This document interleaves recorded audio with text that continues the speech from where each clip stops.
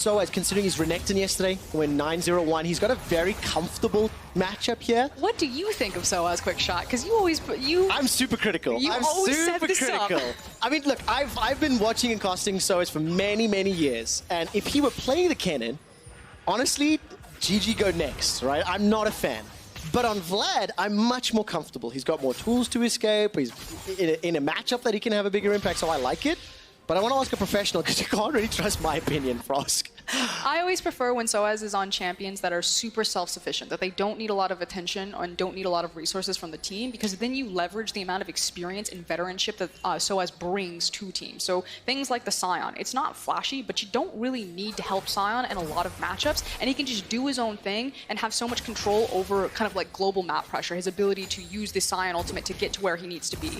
On things that he needs to be the hard carry on. Yeah, he can step up and do it, but applying more resources, having his team deal with him, I don't know, maybe it's a miscommunication problem or a desync in terms of synergy, but you don't get the same kind of bang for your buck and value of a player like Soaz. I think that's fair. Misfits have kind of shown they can't really consistently play around Soaz the few times they have tried it.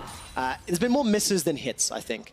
But what about like the Vladimir? Does he fit that style, that self-run as the late game goes? Obviously, he's going to be a scaling monster, and he's got some pressure. And oh no! That is a tilter, especially on a team and a player that is already struggling with mentality issues. Walk it off. It's okay. Oh, that just feels so bad. Okay, man. so the impact that it actually does have is, again, Abadage doesn't want to play the lane. He just wants to clear the minions. If you don't have the mana pool and region to do that, then suddenly you lose all control over mid lane because you're going to run out of mana and not be able to contest with the shove from Yasuo, which means you lose all control of your river and things like the dragon. Yeah, and of course, for any fans that were not watching on screen, Memento just picked up the blue buff accidentally as Abadage was unable to get the last hit. Misfits have had, I think, superior vision control in the bottom half of the map most of this early game already. That is to be expected, though, with Kalista Braum down there. Thank you. That means they're doing it right. Good job. And then this has allowed them to pick up the early Ocean Drake. Maxwell's got an ultimate, by the way, but so do Ups and Ignar, so there's a lot of defensive tools. Both flashes are up. So I was waiting to see if Maxwell wanted to pull the trigger, and the answer right now is no. It's about who he pulls the trigger on. Okay, I take it back. Maxwell has pulled the trigger, but it's onto Memento. Febiven gets slept by Sleepy Trouble Bubble. Cataclysm dumps out, and Febiven gets dunked. Abadage, after not getting blue buff, is able to pick up the kill with the help of Menendez. I hope that we get to see the first start of that, because I heard that quick shot. Yeah, But it felt like what Febi was doing is he was looking at the play that was happening just on the edge of his screen as opposed to where he was walking, and he got caught out by Zoe in the transition. So hopefully on the replay we can check what happened.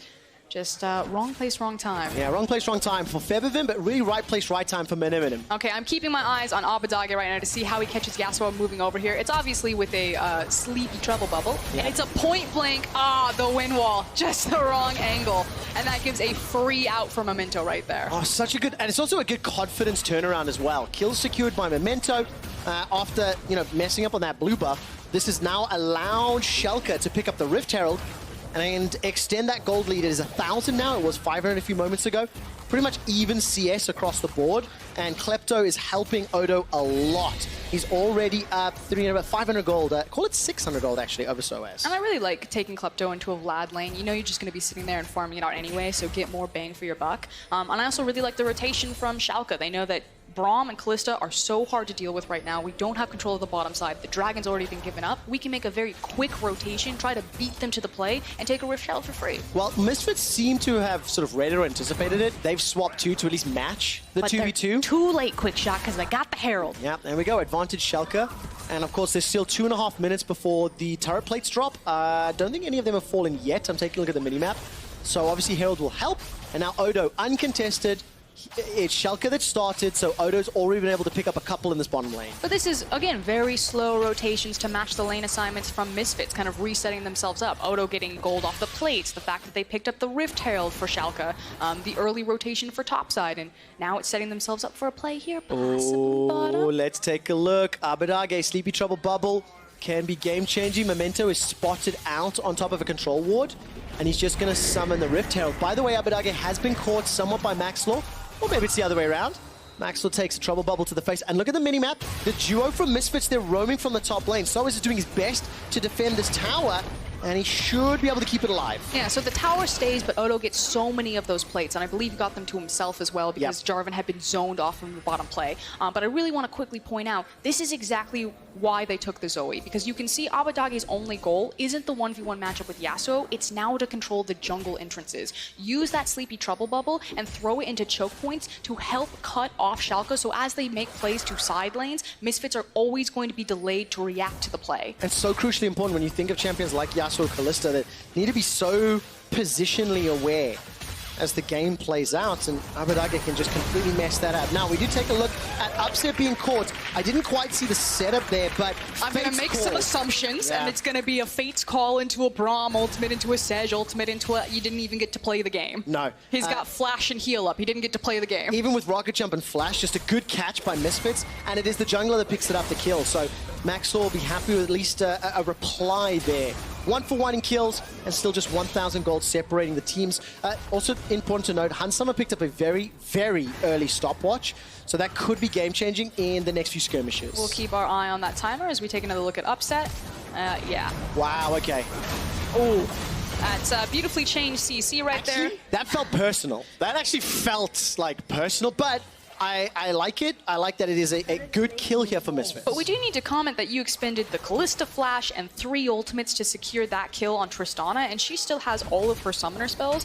The next dragon's coming up. It's not something like an Infernal or a Mountain, but fighting this, unless Misfits get kind of perfect setup for it, it is more dangerous because they don't have access to that summoner spell for Kalista. I think maybe they bypass it because Yasuo really strong on the static shiv. Yeah. He'll walk out. He will. Flag and Drag's available. Here comes Febiven. Now red buff was secured. Where's Abbedagge? Abbedagge finished the recall. He was hanging around. And Febiven picks up the kill. I mean, Abbedagge was there for support and left. I'm in the right. I'm looking at the screen. I'm like, Abbedagge is there. It's fine. He'll just walk it out. Probably have to burn a flash. And he just left him to die. Unbelievable. And of course, with Memento down, this dragon that could have been contested is no one contested. Second Ocean Drake goes the way of Misfits. Soaz is doing his best to keep this tower alive, even using the Hemo Plague. But I actually think double Ocean Drakes against a champion like Zoe can be so impactful.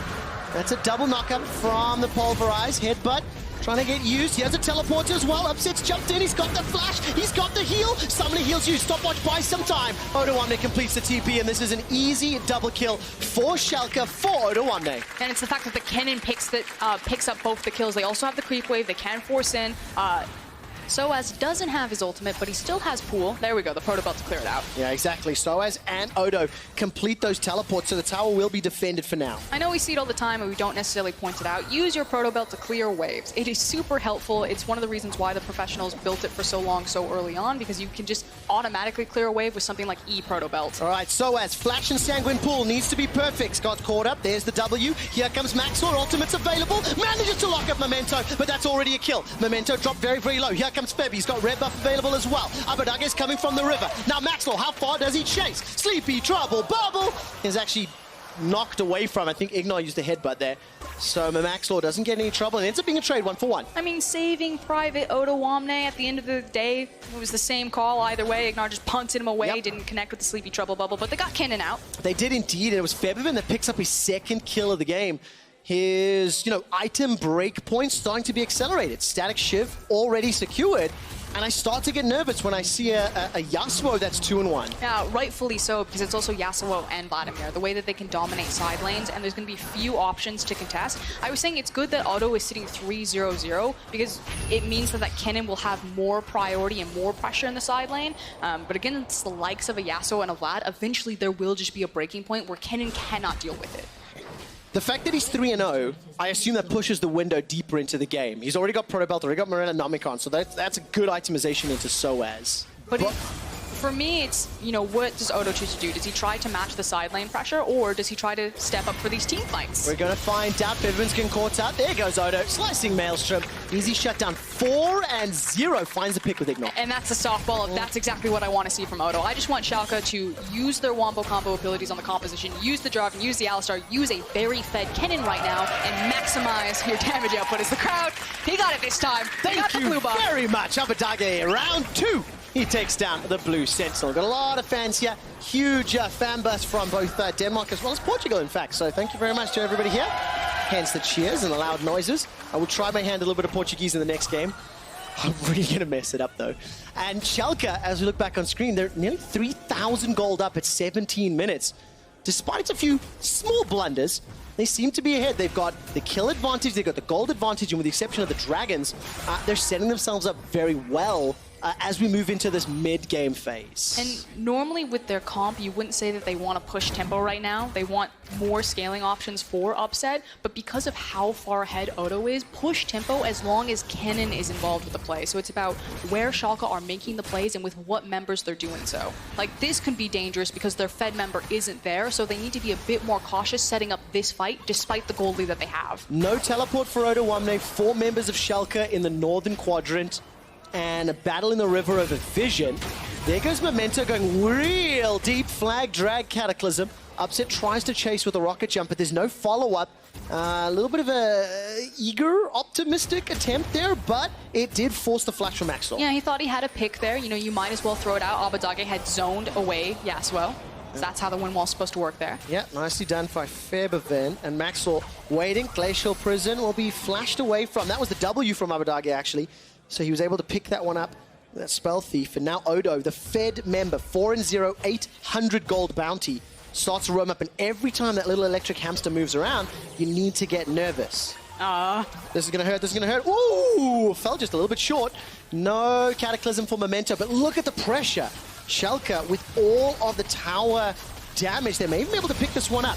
Here comes Maclaw, jumps onto Memento, no follow-up from Febby, and the tower's going to drop. And the big thing is that Sejuani had used the ultimate, so they were free to make such an aggressive play. And you better believe, if that bubble had hit, they were looking for the dive. Jarvan and Kennen were coming in for the pincer. Now the thing is Infernal Drake now up in 30 seconds. All of the big cooldowns are going to be back up, but with that mid tower being down, it should be much easier for Schalke to get priority, shove that lane down, and then get into the dragon area first. Will Schalke be able to keep this lead up? 3,000 gold, break their losing streak. 6 games in a row they've lost, and take down Misfits in the process. This is dangerous. All right, Ignar's moving forward to try to set some vision up, but there's no one to punish him just yet, Frost. I understand that, but Ignar has this tendency where he just goes a little bit too far ahead of his team, and he's not punished right there, but he has been in the past. Just wait for your team. You have the right idea, you're putting vision in the right spot, but just wait for backup. All right, zoom out. It's an Infernal Drake. Both teams are setting up for a potential fight. Who's in a better position, as it looks like Schalke are in the pit already? I'm going to go with the team with 3 control wards on the objective and someone asleep. All right, Soaz is dead. Make that dead. Caught out. Now, obviously, it's an easy setup.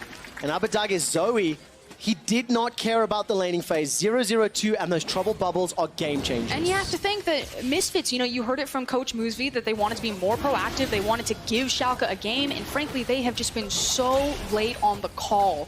So many late rotations, not contesting the Rift Herald. Unless it was given away from them for free, everything has been taken. Well, that's the case. Now Schalke, first dragon on the board, 6 kills to 3. Infernal Drake secured. And Schalke are going to just keep using Odo Wamne's Kennen. 5-0. If he can keep pressure in the side lane, and you can bet your bottom dollar he will, it's going to allow Schalke to play around some of the other objectives. And I don't mind Odo in the side lane, but I don't want to see it. I'm like, if you're this fed, use the AoE Kennen ult. Be the big team fight. This is a cool call, but it's unfortunately spotted out by a ward. Oh, will Misfits back away in time? Will the fight break out? Teleport is now being used. Sleepy Trouble Bubble will catch Gorilla. And Abadage's got the paddle star available. Odo and Memento are nearby. They're not pulling off. All right, Abadage goes in. Look at the damage on the hard sum. He's backing away. There's a million red stacks on the Baron, but the red can't be popped. Memento and Odo, the combo for a triple kill. Baron is still available to be secured. Here comes Upset for one. Misfits, they're done. They're dead in the water. And thank you, a quadra kill for Odo Wamne. The thing is as soon as the Sleepy Trouble Bubble hit, you know that they can see you. Misfits tried to make the decisive call. We have the Rend, we're gonna force it down, we can burn it through. That's not double mountain, that's double ocean. You couldn't do it fast enough. Unbelievable, nearly 10,000 gold in the lead. Schalke will take another tower, the 3rd of the game. Start to back away. Look at Soaz's face. Oh man, this is just game over. Well played, Schalke. To start it, it's a desperation call. You feel that you have a composition that can turn really well off of Baron. So think about it from Misfits' perspective. You can throw Kalista ultimate immediately off of Baron. You can jump with Braum. Like, if they did approach from the Baron pit, you can start a big wombo combo fight. But they didn't do that. They actually just sunk in, planted their feet, said burn the Baron down, and left themselves completely exposed. Misfits, They didn't fight back. they committed to a call, and that was a depressed grin into disbelief. And Schalke are in absolute control. Oda-Wamne 9-0-1 on this cannon. Frost, they did exactly what you wanted. They found the team fight. Now it was gifted. It was packaged, gift wrapped with a pretty bow that said, here you go, Schalke. Jump on us with Slicing Maelstrom. But between two teams that have struggled to make the decisive call, that's been the difference maker today. Schalke have made the decisive calls, and that guy on your screen, Odo, just a second ago, has been the big factor there. Yeah, he was given a lot of kills, but he was the guy who flew in on the cannon ultimate. Yes. And if someone is going to step up and lead a very young Schalke roster, I want it to be the veteran of Oda-Wamne. Wow, that is exactly who it is. And you cannot underestimate or misrepresent just how important this Zoe pick has been. Maxwell goes for the flash engage. The sleep interrupts a Febivan ultimate. Abadage 007 with a license to kill has not done it yet, but has been absolutely influential. With Baron empowered minions in 2 lanes, upset a Memento push top, Odo pushes bottom, tower's gonna fall, and Schalke, they are on the verge of breaking their losing streak. And they're on the verge of potentially knocking Misfits out of playoffs. I do want to quickly kind of touch on the lane assignments, because I think what Schalke are doing here is really cool. They're pairing the Jarvan with the Tristana. We already know that Tristana can shred through objectives so quickly because of the satchel charge, but in tandem with the steroid attack speed that she'll get from Jarvan's flag, it's actually cool, because usually you would see Tristana paired up with the Alistar, but instead they've parked Ignar with Abadage. So Schalke very smartly reading the map about how to maximize to tear this apart. All right, here comes Febby. Not going to be able to get the knock-up. Ignore with a little bit of a styling Hex Flash. In case any follow-up did come in, he was ready to land the combo. While that's going on, Soaz trying to use the Chemo Plague to push Odo back out of lane. Misfits, they need to defend these Baron, these inhibitor towers, for as long as Baron survive. 20 seconds left on the clock. And it is a very, very difficult task. It's a very tense moment. Now, Misfits still do have so much wombo combo. They still have a lot of items exactly where they need them, which is on the likes of the Callista, 2-item Power Spike Champion. Same thing for the Yasuo. So despite the gold lead, despite the fact that Schalke have swallowed up everything in the map, there was an opportunity that Misfits, if they find one person out of position, could immediately delete them and at least live to see another day. Oh man, just do not pick the wrong time. 10,000 gold deficit. It is a tiny, tiny window of opportunity. And yes, you've said it, there's a lot of CC. There's no margin for error. And just to remind everybody what the standings look like and how important this game is. He doesn't get a golf clap for his 3rd blue buff? Nope, not this time around. That was an easy one. Thank you. There's a few people clapping. Thank you, Berlin. Thank you for joining us. But look at the standings. Misfits Gaming and Schalke, 7 wins, 8 losses. This will set you to 8-8 alone in 6th place. And the next game, it will be Splice taking on SK. Soaz is running for his life. He still has Flash available. Not even going to use it because he's just run down. 10-0-1 on Kennen. He's doing massive damage, stacking up all of that AP. Well, I've also just heard from Stats Team Frostgurn that was Soaz's 50th death this split. That is in 15, now 16 games. He is the 2nd highest number of deaths, only behind Dreams, and now Sleepy Trouble Bubble will lock down Gorilla. He's able to escape with his life for now. Upset Rocket jumps forward. The inhibitor is being focused down. Abadage, where's the Sleepy Trouble Bubble? Gets thrown out. Doesn't find a target this time around, but the inhibitor will fall in the top lane, will fall in the mid lane. And it's Upset and manages to lead the charge this time. He got a penta yesterday and lost the game, but this will feel a whole lot better. Pick up that win. Take sole control of 6th place for now, and if SK lose the next game, and it means that Schalke have that game buffer in the race for playoffs. And to be frank, Upset wasn't a big part of this win. He did his job. Yep. Knew his responsibility on the pick like the Tristana. Everyone's eyes are going to be on Oda-Wamne, but I do want to give a huge shout out and credit to Memento and Abadage. The control really did start from the mid lane, and then it just spiraled over into Odo. And then once Odo was kind of the beneficiary of the early kills, then he took over the game. And you need to give some more credit to Abadage, because he lost his flash at, what, 4 minutes? Still played all the way back. He didn't even get the first blue buff, his first blue buff anyway, like 6-ish minutes. So, you know, it was a challenging laning phase, shall we say. I mean, you can see it in the score lines reflected. How many, what, 4 out of 5 members have participated in, what, that's like the majority of the kills. 75% of the kills? I mean, Upset's not even there. 4 out of his team's 12. And everyone else, you're talking 11 out of 12, 9 out of 12, 7 out of 12. So very nicely done. And now all of a sudden, Misfits, they're just like, run away! Don't pick the fight. They get one moment, one opportunity. So it's a fight. Their legs are weak and, you know, they're going to have to go home and cry to their mommies and try to eat some spaghetti. But I don't think they're going to be able to because Schalke is setting up for Baron. There's a few people who got that one. Thank you very much. And Schalke, oh, that hurt. Paddle star to the face. Abadaga hasn't even finished and third item yet. Schalke know that they don't need to start this Baron unless it's free. They know that they just need to lure Misfits. This is not about the Baron. Look at the minimap as well. Super minions pouring into the base from the bottom lane. Supers are being pushed back in the middle lane. And with the amount of damage that Schalke have, they can set up this Baron safely. Ignar's going on a mission. He's trying to find a target. If he can get in behind a crucial carry, this is the game-winning moment for Schalke. Look at the indecisiveness from Misfits. They are trying to engage in someone and they cannot find a target. Meanwhile, the super creep wave has come in, the Kalista ultimate ate nothing, and you have to completely reset. 0 targets, 0 fights, and Ignar, he's going to almost find Hans Summer. I really thought that was going to be a dead AD carry, but Hans Summer's recall completes. This is just, frankly, frustrating to watch if you're a Misfits fan. You're watching your team slowly lose the game. Man, Odoamne, dodge, dip, duck, dive, cataclysm from Memento. Legendary 11 kills on the trot. Make that a double. Febi's running for his life. He can't even go toe-to-toe with the support right now. Abadaga comes in for his first kill of the game, and Schalke are looking to break their losing streak. It was too little too late when Misfits finally decided to pull the trigger. All hail Schalke. They destroyed Misfits this game. Unbelievable. Soaz goes down for his 5th death of the game, and Schalke are 1 foot closer to playoffs. Ignar is trying to push more broken faces from Soaz, and the man of the moment, Odoamne. Schalke take down Misfits.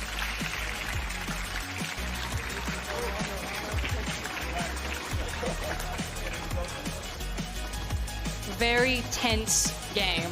And you can feel a lot of the emotions going into it. Just looking at the player cams, I'm not going to dance around it. Misfits looked pretty broken in a lot of instances. You even saw Schalke shaking a little bit, you know, taking away the blue buff on accident, a couple of missteps here and there, but finally making it connect. For the first time in 7 games, Schalke will be going to shake the hands of their opponents. They break the losing streak, unlocked by Odo, controlled by Abadage. Top half of the map finally do it. And like you said, heartbreak for Misfits. I want to give you a percentage update. At the beginning of the game, Schalke were locked into playoffs in 40% of scenarios. With this win, it goes up to 72% of remaining scenarios. And the big thing for me is now Schalke have also secured the head-to-head over Misfits. Oh man, that is heartbreaking. And if you're a Misfits fan, Misfits can still make playoffs, but they no longer control their own destiny. They need other teams to lose around them in order to be in with a shot. It's devastating, it's frustrating.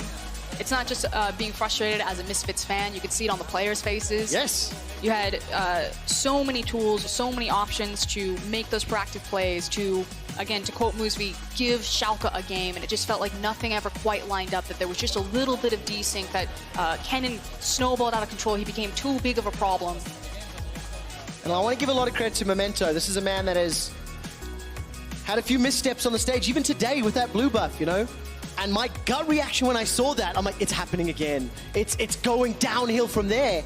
But it didn't matter. It didn't have an impact in the game because individually the top 3 of the map stepped up, and Ignar's Alistair found the right moments. You can still criticize a few very small moments, but at the end of the day, Schalke was significantly stronger than Misfits. Yeah, because the fact of the matter is they lose yesterday when they get a pentakill on their ADC, but Schalke really excel in the same way that kind of Fnatic do when their superstar ADC doesn't have to be the sole carry. Yeah. You know, this wasn't a game about upset. You could see the damage. This was a game entirely about Odo, and then huge credit to the rest of Schalke. That whole top side of the map controlled the jungle, were able to allow him to pick up the early kills, and then just take over the game as a team. So Kennen, Odo Amne dealt more damage than how many the Misfits? Entire Misfits team combined. Okay, first of all. Secondly, he did more damage than Memento, Abadage, and Upset. But when you are a Kennen that goes unkilled, and I didn't quite see his final scoreline 12-0-1, I think that's justified. I'm going to say that most of that was probably done in that single Baron pit. Like, everyone was pretty full health. He just came and just deleted health bars. We may have to actually double check that with the stats team a little bit later. But I mean, this is going to be insanity, okay, so bear with me. But like the tiny silver lining of that Baron call from Misfits, all 5 members stuck to the call. It was a terrible call. No, right? Here's the thing, though. Again, if you actually look at Misfits' composition, because we don't think about this a lot, the ability to turn off Baron, to say that we're starting Baron, we've lured you over here, we're a team fight composition, and we can quickly snap and look. You've got a Kalista ultimate, you have the Sejuani ultimate, the Vladimir wants to be there anyway to spread around the Hemo Plague. Like, it's very possible for Misfits to say they're probably going to approach if they do just fight them. That was the problem. They didn't turn and fight. They just decided to plant their feet like, let's just rend this one out, boys. You can't turn and fight when you're locked in a Cataclysm and a Slicing Maelstrom, and it'll be no surprise that your candidates for Key Player of the Game include Odo Amne, Memento, and Abadage. I mean, it's the 3 you took over. Jump on at LOL Esports and vote. I mean, it's super, super tough for me, but I think it is going to be obviously Odo that takes it. Really? It was really tough? For me, it's Odo or Abadage. I think from the early game, I think his Sleepy Trouble Bubbles really helped unlock many of those more fights. So for me, it's tough. I'm still going to vote Odo. I mean, who am I kidding, right? You have to vote Odo. That was like a highlight reel. And we just happened to have Odo Amne standing by.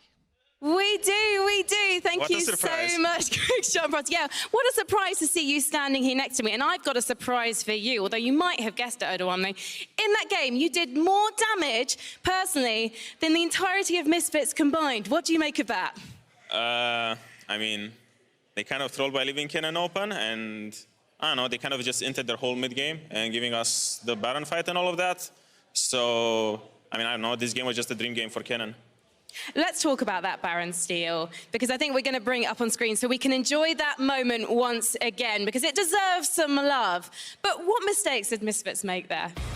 I mean, I don't even know why they started Nasher, because, I mean, we did some play on both sides, and then they thought they can just switch the map and just kind of like trade sides.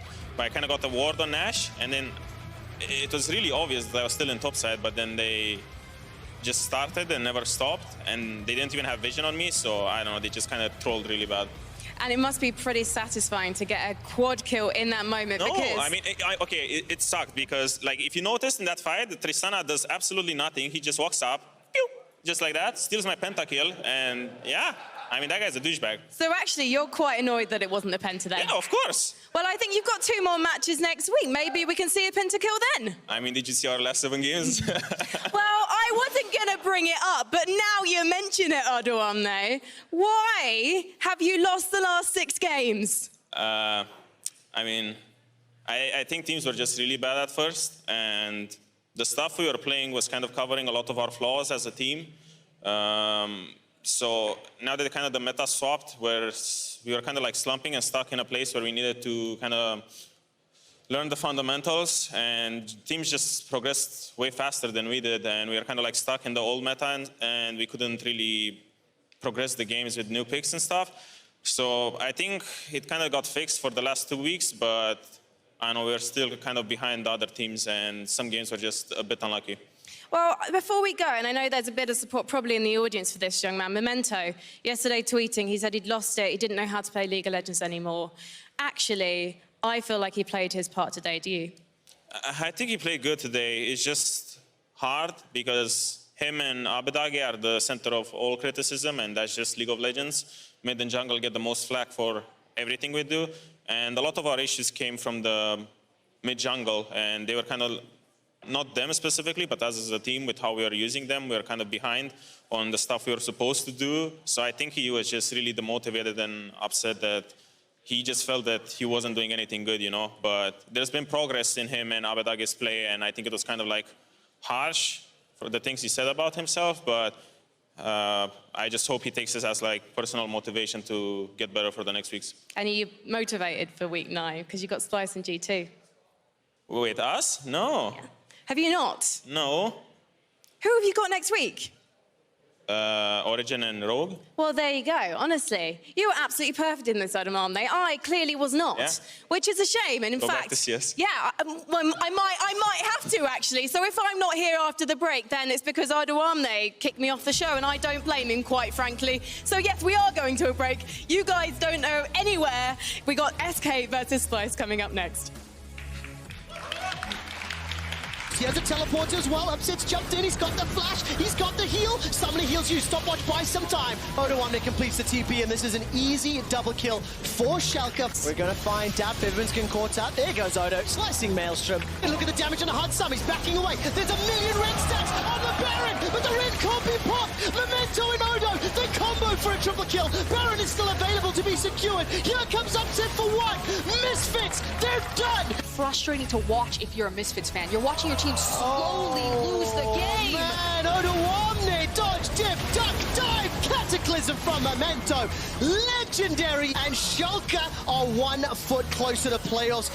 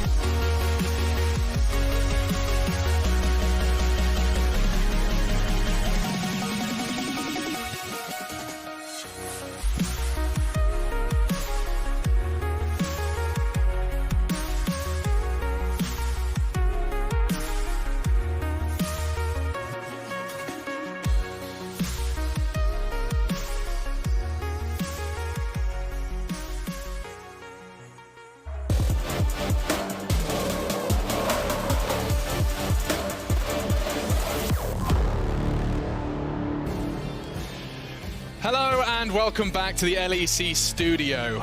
Just before the break, we saw Odoamne firing shots at Frankie to learn to get back to CS. And I tell you now, I bet he wishes he could go back to the first half. Oh, God. But they did. They started it. Leave the boy alone. Sorry, man. Sorry. But real talk, though, we had a fantastic game from him, and he actually picked up your Kia Player of the Game. Odoamne has picked it up with 86% of the votes. What was Bwipo yesterday? He was pretty close to that, like 84. Something like that. You two-upped him. Ooh, My question is, him. what were the other 14% looking at? Like, that Tristana Pentasteel? yeah, I suppose that, but yeah. No, but Upset, of course, part of that as well. But that, we have to kind of just quickly touch on how incredible that game was to see. None other than Schalke. Amazing. You don't seem particularly rejuvenated. You're not. There's no joyous sprightliness to you. I have a smile on my face, so that's already That's true. changed, you know. Yeah. But I do think that there's still ways to go, but I'm hopeful now that they can fix the things. It certainly was a great performance, and of course, Misfits looking more lost than ever. But we are gearing up for another clash in the race for playoffs, as Splice versus SK Gaming is up next. Now, for Splice, it's not just about getting into playoffs. They also look to challenge Vitality for that second place. And given their win against G2, they should have a good shot, wouldn't you say? I mean, based on how they played yesterday, that certainly seems to be the case. They seem to have aligned on their draft. They seem to have a clear idea of how they want to play. Individual members are stepping up across the board. And overall, Splice are looking like a very good team as we approach playoffs. Yeah, and for the first time, I think this split, you can actually see that they're evolving. They're actually trying to fix a lot of the mistakes that they have been doing in the past, which is not being pushy enough, not in the mid game, not being aggressive enough and forcing plays. This game was complete aggression, and especially Chachi played the front runner. Yeah, I mean, that croc. Let's talk about this Renekton performance, because, I mean, we got a bit confused. This isn't like a retro Chachi champ, is it? Well, it's something that back in the day he was very well known for. Back in the day, depending on how far you want to go back. But what has been hit or miss for Visit Chachi is throughout this split, he has been a large contributor of the team's deaths. He hasn't really been one of the big carry of the team, and he wasn't really someone you looked at who could help his team really turn those leads into victories. But with the performance that he had on Renekton, I think it gives a lot more hope for Splice fans. And if he can repeat these kind of performances, it kind of goes back to the Visit Chachi of old, where he could pick those carry tops and actually have a large impact on the overall game. Do you echo that sentiment? Amazing that, you know, Chachi is going to be a real threat and contender for Splice now? I mean, he's always been better come playoffs, especially last year when I played with him. He was ramping up throughout the split, and at the end of the split, he was maybe even the best top laner, at least what I can tell. Maybe some bias there, but he still performed extremely well and understands patches really well and the changes that come in with it. So once he's actually comfortable somewhere and he has his champion pool established, he plays really cleanly, and we saw it yesterday. Yeah, he looked incredibly comfortable on that Renekton. Now, on the other side of the rift, we've got SK, who are fighting tooth and nail to make it into the top 6. But my question to you guys is, how did they pull this off? It looks like a daunting task for any player. Yeah, it certainly does. Largely because when we talked about SK yesterday, it was very much about they seem to have a lot of the mechanics. They're not really afraid to make plays, but they can't really play the map properly. There are big windows or opportunities for teams to punish them. And yesterday, it was a clear example of how if they actually don't leverage their strong individual players and they don't try to be proactive on the map, it ends up just being a stall-controlled game that they can't really have any answers to deal with. Now, I heard whispers that people are hoping to see Selfmade on a proactive early game champion. I mean, amazing. Does that resonate with you? Yeah, he needs to be. So far, the split has been up and down, obviously for SK, as it has been for a lot of other bottom teams. He needs to basically be the facilitator in the early game. They've won a lot of games in the beginning of the split by him just being aggressive early, making plays, getting them ahead, because that kind of takes him away from having to play the Marco game where they're not as strong in. So you want to basically go a bit down the G2 path of stand on that throat early. Yeah, basically, and I think that they have the players to do it. Selfmade was the best ganking jungler at the beginning of the split, and I don't think that's disappeared for him. I just want to see him return to that, and really you've got nothing left to lose right now. The standings are kind of set that you need to get this win. This is an important one for both teams, and in the race for playoffs, every single game counts. And for SK, this is more real than ever. Let's see if they can take down Splice. Super difficult situation. Thank you very much, Machine. Now, I won't be casting the Vitality game laner, but there are a whole bunch of Portuguese fans here in the studio, and I tried to learn a little bit of Portuguese. I'm going to try my hand out here. Nem tarde, nem cedo. And it's extremely important for both of these teams to not waste any time. The saying basically means be there right now, be there on time, and that's what SK has to do today. I'm very impressed, Trevor. I tried. I actually had to double check with the Portuguese speaker. They weren't making me swear, and it was verified. So You thank guys very much. missed your chance. Thank you very much, Chakarez. Let's turn our attention to the game, though.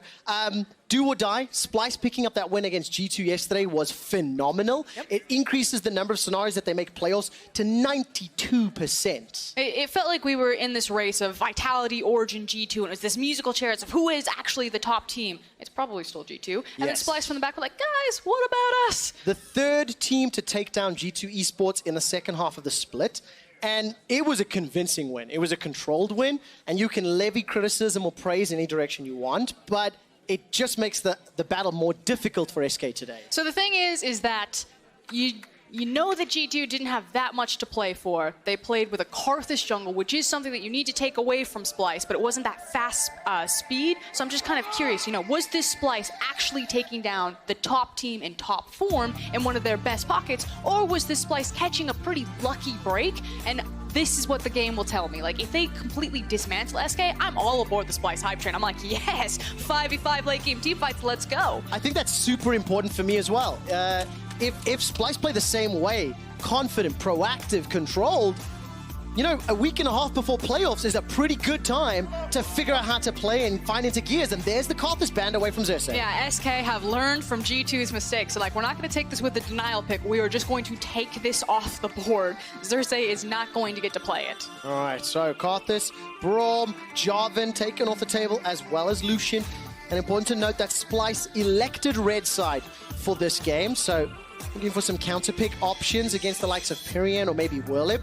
And, Whirlib is one of the guys that SK have tried to enable, tried to play around, but he hasn't truly been one of the hard carries for SK this split. And when you talk to SK, they speak very highly of Whirlib, and I think you have seen kind of glimmers of that power. He was previously in the league, I believe, for Giants. Yes. Then came back with SK, so he did have a lot to prove. He was known as a Jax one-trick, so he technically is a more carry-oriented player, but he's really made his name in 2019 spring as kind of that big poppy player. And why I bring that up is because Jace has actually slipped through the bans. And I feel like whenever you let Jace through the bans, you're essentially saying, with Renekton and Jace available, do you take it? We're throwing down the gauntlet. Can you play it? Can you flex this power pick? Well, and the answer is no. You definitely don't want to play Vizicachi's Renekton or go against Vizicachi's Renekton after what he did with that champion. And I mean, that Jace pick, not prioritized. It's Lissandra instead, the safer option. Slightly simpler one to pull off. Also, Pyrian's most played. Out of SK Gaming 7 wins, 4 of them have come while Lissandra's there. I do want to quickly jump on this Aatrox pickup, though. So we have seen Xerxes play in the jungle, but why I actually think this is really brilliant is we saw Bwipo pick up the Aatrox into Soaz's Renekton yesterday, and with Renekton being such a big power pick, the genius of this flex is we have the Aatrox, and it dissuades you from grabbing the powerhouse of Renekton, because we can flex this into the top lane and give you a very difficult matchup, or it was just the jungler all along, and we now leverage another ban at you. I think that's super clever. We saw what Aatrox can do against Renekton yesterday when Bwipo played Soaz. And very quick lock-ins now. Nocturne and Galio instantaneously secured. I'm starting to see another wombo combo here. So definitely some initiation engaged tools. And you know what works really well against some engaged tools? Champions like Zoe. We just saw in the previous game, and Humanoid's got his mid laner. Yeah, Zoe's also one of the few champions that has a good matchup into Lissandra. She can outrange her, she can match her wave clear, her long range abilities can help follow the roam potential of Lissandra, so it is usually the matchup that if you give Lissandra and Zoe's up, that you're probably going to see a Liss Zoe in that mid lane. And Zoe by Humanoid played twice, no wins yet in spring. But let's see if it can happen today against SK as we enter phase 2. AD carries being removed here. Neither bot lane has been secured yet. Kalista, Sivir removed from the table, as well as the Lucian. I'm actually really shocked that Splyce banned the Kalista on their side because they prioritized Norscaren's Thresh. Thresh Kalista is the iconic duo of this matchup, and I know that Kabe is more known for his late game scaling ADCs like Sivir that's been banned against him, but Kalista would have been an excellent pick here. Well, let's see what direction they go. I mean, do they go more poke? Kabe's Ezreal has been one of the more impressive champions he's played. Trying to look at what else is available for them as the AD carry pool keeps getting pinched. I do like the idea that you're going with like more of a defensive option because you already see that there's a Galio support locked in. While Thresh and Galio can both be very aggressive kill-oriented bot lanes, I feel like Thresh can kind of play both sides of the coin. He can be more defensive with his Lantern. So if you do see the Ezreal pick up here from Kabe, they can just say, okay, we see the Galio, we know that you want to go all in, we're just going to deny it from you and absorb a lot of that pressure. All right, a lot of time to figure out what they're going to be locking in, and going to be that blind cannon once again, assuming Werlip's going to run some of those options, and this will give us an indication that Xerxes running the Aatrox in the jungle, most likely. Yeah, but the Jace is still up and available. It's not the greatest. It can be a skill matchup either way. I've seen it flipped either way. So we'll see what Werlip is going to go for. Again, this has been kind of the big tank player, but he was known as a carry. Yes. It's do or die, now or never. What's it going to be? Well, a few seconds left to figure it out. I mean, would you run a Poppy into that? No, we've seen the Yorick ban several times, risen to prominence over the last few weeks, and it will be secured. This is the second Yorick for Werlip. He does only have a 1-0 record on that champion, as Norskeren continues to hover his signature hovers in Warwick and Volibear. What AD carry do they run? Do you think Ezreal fits here, or do they go something more scaling? I would love to see, yes! It is locked in! All right, what does this mean? This is the first time we've seen Kabe running the Vayne this split in combination with Zoe, Kennen, Aatrox. I'm going to go on the record and say this is not the team comp I was anticipating. I am so happy. So the cool thing about Vayne is that she has been, I'm not going to say changed, but she's picking up some new builds and new speed in Korea. We'll keep track of Kabe's build to see if he does go that route. It's kind of like the perfect storm of Vayne. With some of the changes to the runes, with some of the power brought back into attack speed, she just kind of fits in a very healthy spot right now. And where it used to be that Vayne would just immediately sack a lane, that she's not going to be anything before late game, that's no longer true. Vayne finds much more opportunities to be proactive earlier in the game, and she's no longer just a sit back and scale type of ADC. Oh man, so exciting. We get to see whether or not Kabe can step up and help his team get closer to playoffs. If Splice win this game, they will guarantee at least a tiebreaker for playoffs. That means they are in the top 6.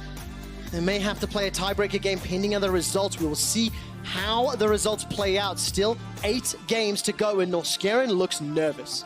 I mean, the reality is that I don't think Splice just want top 6. We always call them the gatekeepers, that they're just kind of that just out of the relevant talking point. You know, we talk about all these top teams, but Splice is never there in the conversation. They want more. They are not just the gatekeepers. They want to be the gate crashers. So here is the definitive moment. Make your stake. Slaughter SK and prove that you are a top team. When you are a number 1, number 2 team, number 3 team going up against the lower ranks, that's where those statements matter. And Splice kicked the G2 door in yesterday, and they made that statement. I love the term gate crasher, because they took down G2 Esports, the number 1 squad. Now, as we load up onto the Rift, I do have a quick stat for you, Froskurin. I love quick stats. 3 times Kabe has played Vayne in his career, and all 3 times he has been victorious. 100% win rate on the champion. Stats don't lie. There we go. Hack it up. We know who won. Odds are in Splice's favor. They're 9-6, and they're also, by the way, in the race for second place. You know, they are touching distance from Vitality, and if G2 beat Vitality later, they could be on the same number of wins and losses at the end of the week. With only 3 days left in the LEC Spring Split, things are getting very spicy. One might say, every game counts. Hashtag. Yes, okay. exactly. A few fans there not super excited about that one. But let's turn our attention now to the draft, because it is... I understand SK's draft a lot more than I do Splice's, but where do we anticipate most of the action to begin from as we go through the early laning phase? Usually you would look at the junglers, but for me, I'm still just all looking at the bottom laners. I was trying to pull up Kabe's runes. You can see that he went for press the attack and the domination. So the thing is in the domination, he's going to take Taste the Fear, I believe. Basically, it's about sustain. A lot of the Vaynes are now maxing the W as opposed to the Q, even though the Q got buffs. And it's about putting out as many auto attacks as possible, making sure that you're abusing the attack speed that you're going to load into your build. But because you're getting so much kind of passive lifesteal, she becomes a lot tankier, and the ability to put out sustained damage and survive sustained fights is much higher for the Vayne this time around. Ooh, okay, so let's see. And on a carry, like Mr. Splice, Kabe, who has been very reliable, very consistent. I actually saw several comments on Reddit and social media as well, just talking about how this guy is just, he's been good for such a long time, but he's on the periphery of being the best. You know, there's always some people that you can argue and contest, but there are very few players that are as reliable and as consistent as this man. It's, you know, what do you want out of your AD carry? Do you want flashy? Do you want the crazy plays? Or do you want that backbone and that consistency? Because that's what Kobbe will give you. My only issues with Kobbe and why I kind of keep him out of that conversation of best ADC is that I feel like Kobbe is a win more ADC. When you align the dominoes and you allow him to just knock them down, which he can do on a champion like Vayne, he'll execute every time, but he has rarely been the ADC to kind of set up the dominoes and make the plays for himself, where someone like Reckless or Upset have done that. Well, I really like the options with the Zoe, with the Thresh. There are some tools to be used. Cersei gets a little bit of a helping hand here.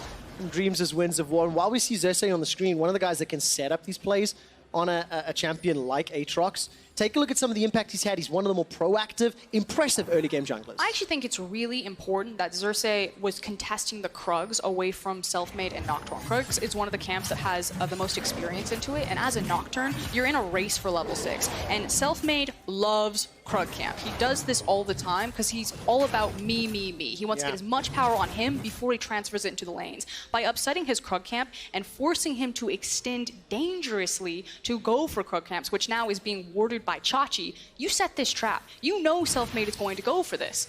Ooh, Selfmade is going to see Chachi though, and vice versa. So unable to secure the camp, but the damage is done. He's lost the XP. And it's a huge cross-map play just to slow down Selfmade. And it seems so insignificant and small, but it can be a big factor on a champion like Nocturne that is so reliant on that EXP and is so reliant on Paranoia. And on a player like Selfmade.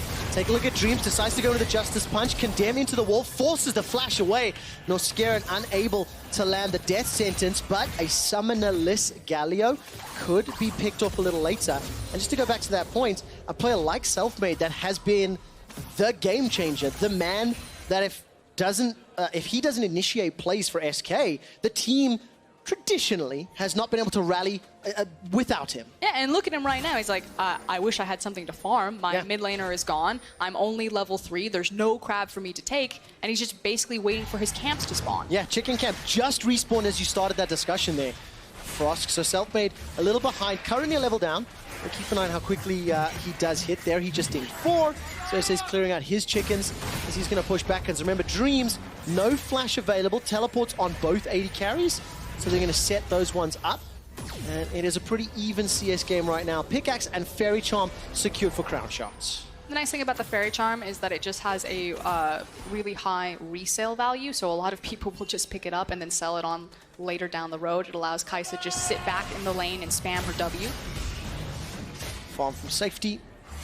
Play a little bit more defensive, especially when your support is a little low down. And we've seen how Kobbe and Norscaron are pushing very far forward.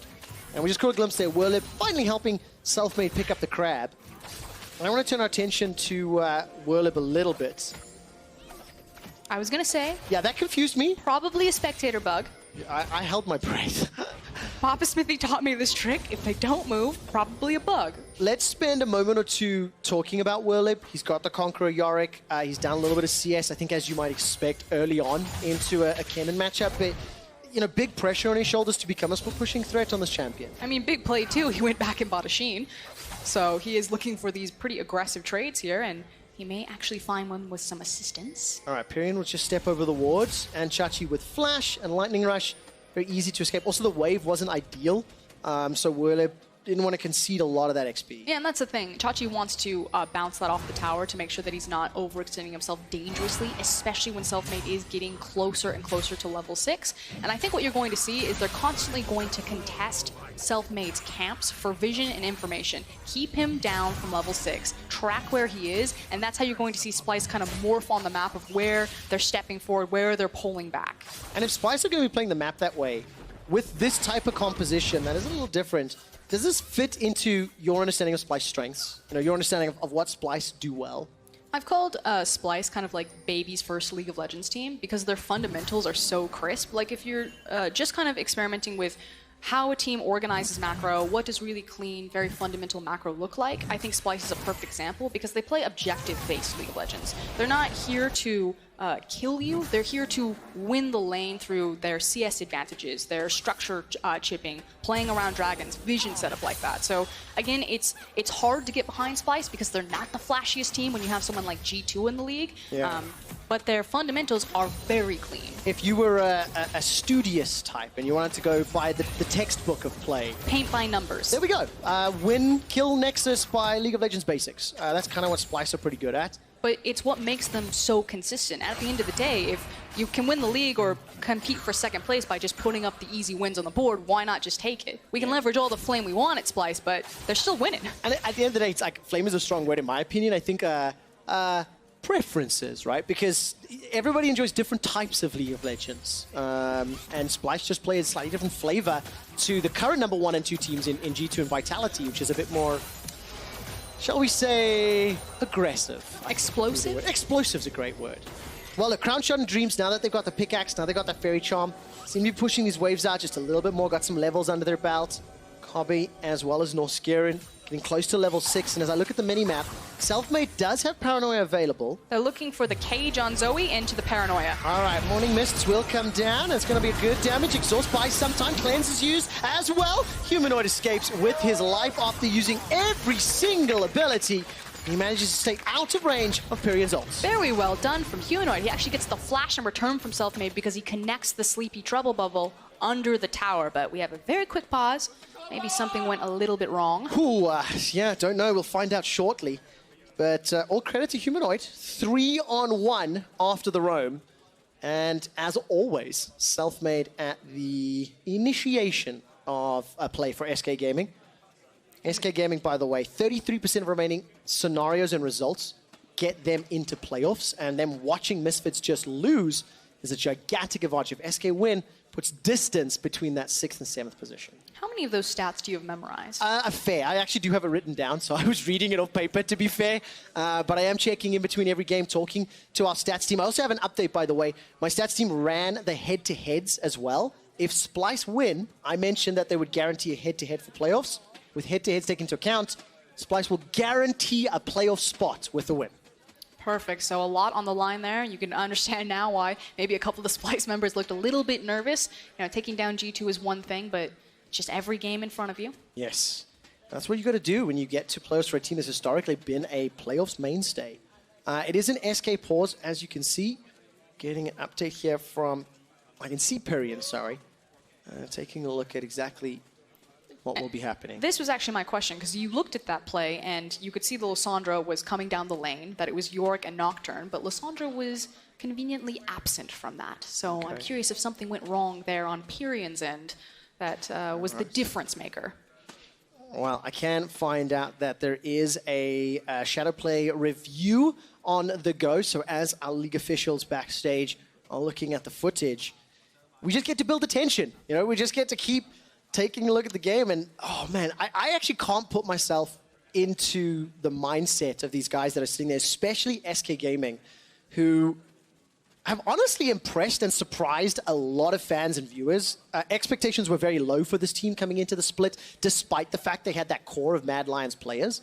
But they've picked up a number of wins. They've been particularly impressive in some of their wins. And, like, you know, Selfmade is the blowout player for the squad. They surpassed all power rankings and expectations from pre-split to now where they stand. And I think it's because it's not just Selfmade to sing his praises. Pyrion gets a lot of praise from so many different mid laners throughout the league, even though it feels like competitively on stage, you know, the Friday, Saturday games, that you're not seeing Pyrion have these big pop-up performers. But again, anytime you talk to someone, his name always comes up. Yeah. And it's kind of these small intangibles behind SK, because if Splyce are so good at their fundamentals, SK are a really good momentum. I don't want to call them an emotional team, but they're super proactive. Selfmade very rarely looks for things like counter ganks. He's often the first jungler to the play. Yes, that's true. And so when they do have tempo in a game, when they are playing on the offense, SK can look super clean because they know where exactly to attack the map, how to say we're going mid lane, we're going top lane, like what objective is the easiest objective to secure and when they have the cooldowns to do it. The problems arise when they start to fall back and they need to play a bit more reactively and defensively, and that's where a lot of teams struggle. It's really funny though, because it's true for Splyce as well in many ways, especially the second half of your discussion, or how both of these teams, when they get to play their style, they look great. But when they have to react or differ from the playbook, a few more question marks prop up. Differ from the playbook, but I actually think Splyce are very good at playing from behind. Few teams can play from a back foot, but because Splyce's fundamentals are so clean, they very immediately understand, okay, we can no longer force plays because we're not strong enough to win in team fights. What's the first step? And it's to secure defensive vision back in their own jungle. So if you watch them, anytime they fall behind, first thing, everyone's got control wards. Everyone's got their sweepers, they're clearing everything out, and they're opening free farm lanes so they can start scaling up on Kabe. They'll also usually have a late game insurance policy pick on this guy, something like a Tristana or a Vayne, if you will. Yeah. And they'll just start making clear funnel paths for him to get those items and then look for the big 5v5s. I think that's really important. And, one of those memes from earlier in the split was that if you get past 35 minutes in a Splyce game, Splyce are going to win. They have a reliable late game. And it's a testament to everything you've talked about in terms of their fundamentals, their basics, their ability to neutralize other teams that are unable to punish them. Yeah, but that's the thing with the language. It's like, it's putting the decisiveness in the other team, like, oh, I decided to take this to 35 minutes, and it's taking away the agency from Splyce. No. They are very good at getting the game to 35 minutes, whether they're winning or not. I think that's it's really, really nuanced, and it is very impressive. And it's kind of a similar way that if you want to beat G2, you as the opponent have to counter their strengths, whether that's in draft, whether that's playstyle, but the onus is on you to take away their power, and the onus is on other teams to take away Splyce's power and their reliability. And why I was so shocked about G2's priority of something like a Karthus jungle is it's very easy to attack Splyce in lanes. Xerxes is the very proactive early member from them. He is a very gank-oriented jungler. This time around, he's attacking self-made specifically, so you're not feeling his presence in terms of ganking top lane, ganking mid, ganking bot, but it's, stealing away Krugs, making sure that he's shadowing where self-made is, trying to disrupt his flow. Yeah. But if you are preparing for Splyce, I'm like, take every single winning lane matchup you can find, get the counter picks, and try to blow these guys up in the lane phase because they do like to play very patient, very cautious. Kabe is a perfect example of kind of the essence of Splyce. He's not there to kill you. If you give it to him, of course he'll take it. Yeah, he'll punish the mistakes. But he knows where I'm playing for the late game. I'm not playing for this lane phase. Yep, I'm playing for the win, and we know where we get our wins at what times. So while the officials continue to investigate, we will just keep chatting. And my stats team, they continue to run the numbers. There is a whole bunch of scenarios. We're talking over 16,000 options left. So as I've mentioned, if Splyce win this game, not only do they guarantee playoffs, they also 100% guarantee Vitality make it into playoffs as well. I think it was only less than 1% chance they didn't make it. But with a win here, obviously pushing SK down to the, shall we call it Misfits tier at 7 wins and 9 losses. A little harsh, sorry. You look wincing in pain there for us. That's a bit brutal. I like the Misfits. Well, yeah, obviously if SK join them, then the win-loss difference will guarantee Team Vitality are locked into the top 6 along with Splyce. The fact of the matter is you have legacy orgs like Schalke, like Misfits, and now SK joining them down there. And SK could very easily be the nail in the coffin to seeing one of these fan favorites not make it into top 6. What's even more exciting is the new teams in Exile and Rogue. They could be the ones digging the hole for the coffin to go in. Yes, other teams can obviously complete it, but you can't afford to lose those games. And the upsets that Exile have pulled off has made it very, very interesting. So yeah, guys, unfortunately, we do have this extended pause. So SK Gaming did ask for a play to be reviewed, and our team backstage are currently reviewing it. And I stand strongly. I know it's always obnoxious when you have to go through kind of like a technical pause like this, but in a game that is so high stakes, check everything. Double check it. If you feel that something was wrong, you don't want to, play this game out, have everything go sideways and say, oh, if I had only called on that. Just err on the side of caution. Agreed. Make sure that it's all good. While taking a look at some of the matches, I talked about some of those heartbreak games. SK play Rogue next week, and they play Vitality. So can't afford to make any mistakes there. Vitality's going to be a super tough game. And for Splyce, they've got Misfits and Fnatic. So, Splyce, as you mentioned, could eliminate Misfits with a win if they win here today as well, and you start to do the mental math of wins and losses. Yeah, it almost feels like at this point that Misfits are going to be eliminated just because they have lost the game. So regardless of all of the good ground they made in the first half of the split, they don't control their destiny anymore. It's just been spent. Yeah, all that good credit is removed. It's a very, very difficult scenario. We thank you very much for the coach shots as well, production, as the teams continue to chat and fans here. Also, I've been talking a lot about the Portuguese fans because they were here making noise yesterday, but I also believe there's about 50 Danish fans here today. 37 of them, and wait. As you can hear. Now, the last time... Wait. Yes. One guy from Norway. Who is it? Wait, is there one guy from Norway? Yeah, I was talking to Martin backstage. Okay. We actually have a Norwegian scriptwriter, so that's a shout out for him as well. Now, I am disappointed because the last time there was a Danish bus, everybody had Deficio faces. And I guess he's just not that much of a hot commodity anymore. So just one guy with the face. You know, warms my heart ever so. I actually think it is autographed by Deficio on the forehead as well. So if our production team wants to get a look at the middle row. All right, ladies and gentlemen, I do actually have an update for you after this pause. SK Gaming's Pyrion, his client minimized underneath the turret.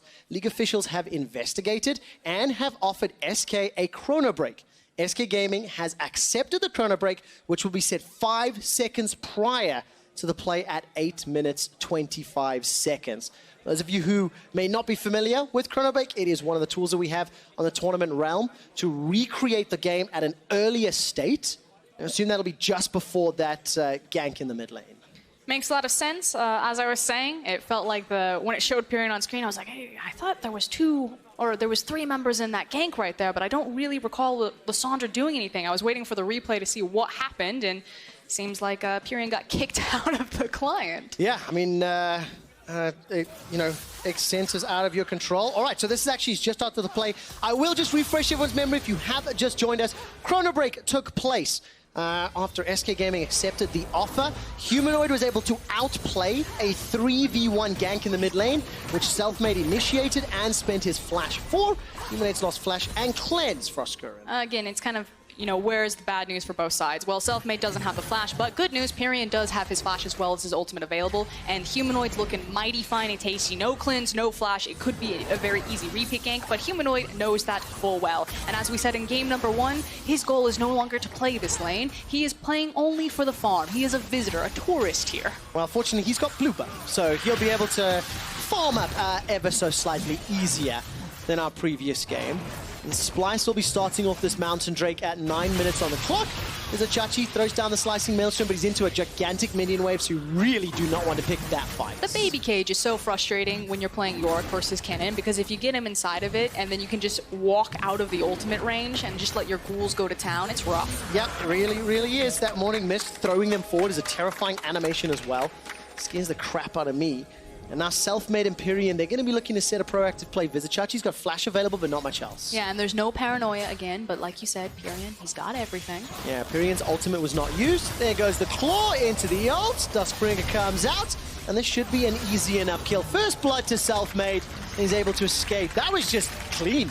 Doesn't even need the flash, doesn't need the paranoia, and it's Selfmade who is the primary beneficiary, and that's exactly what you want. This Nocturne needed to find the springboard. It kind of feels like Nocturne gets 2 chances, and if he doesn't make good on his first 2 ultimates, that he will just fall behind because he needs to be ahead of his opponent. He needs to have kill pressure to actually be valuable in the game, so this is a big lifesaver for Selfmade after the mid game went totally sideways. I don't normally like referencing games that happened earlier because it's not the point of this one, but I want to see what Vizichachi can do. Now he's 0-1 in comparison to what we saw Odoamne do, who went 1-0 and then started to snowball ahead.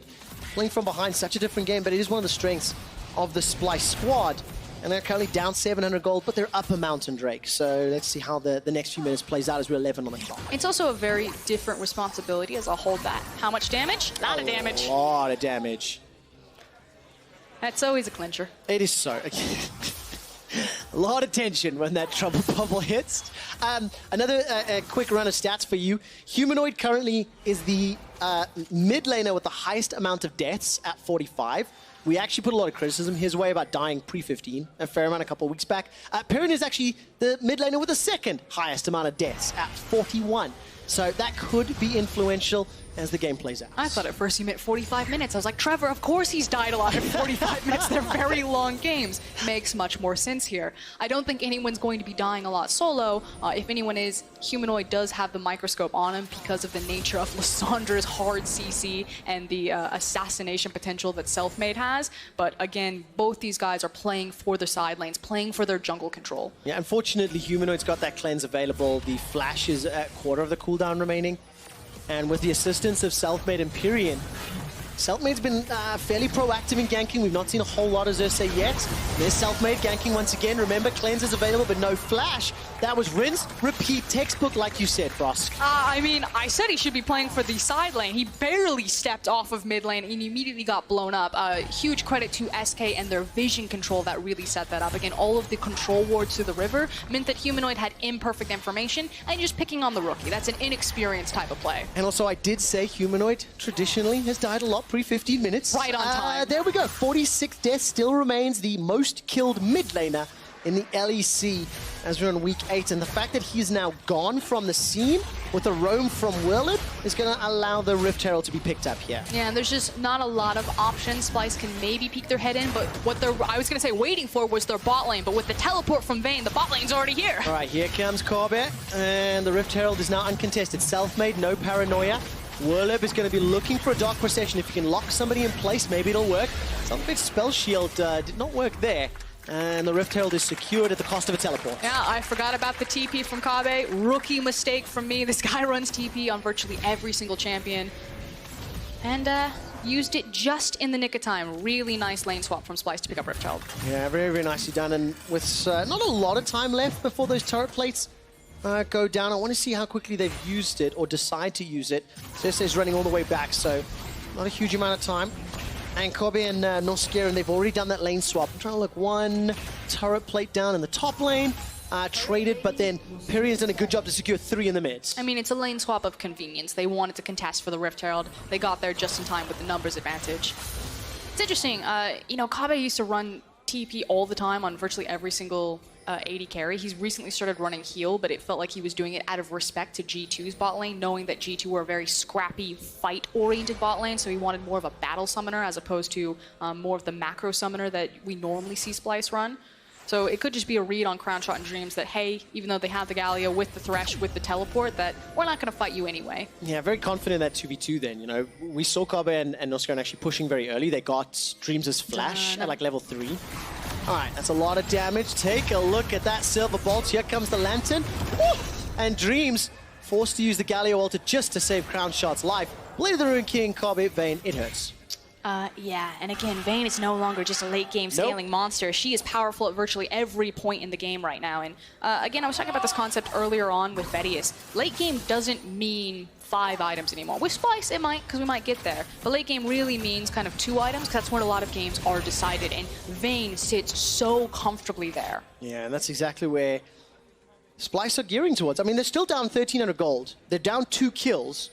And Go Fish, Selfmade picked them up. But he's on the Nocturne. He managed to get to level 6. He also, remember, was put behind by Xerxes' Aatrox. But Frosk, I need you to give me a grade.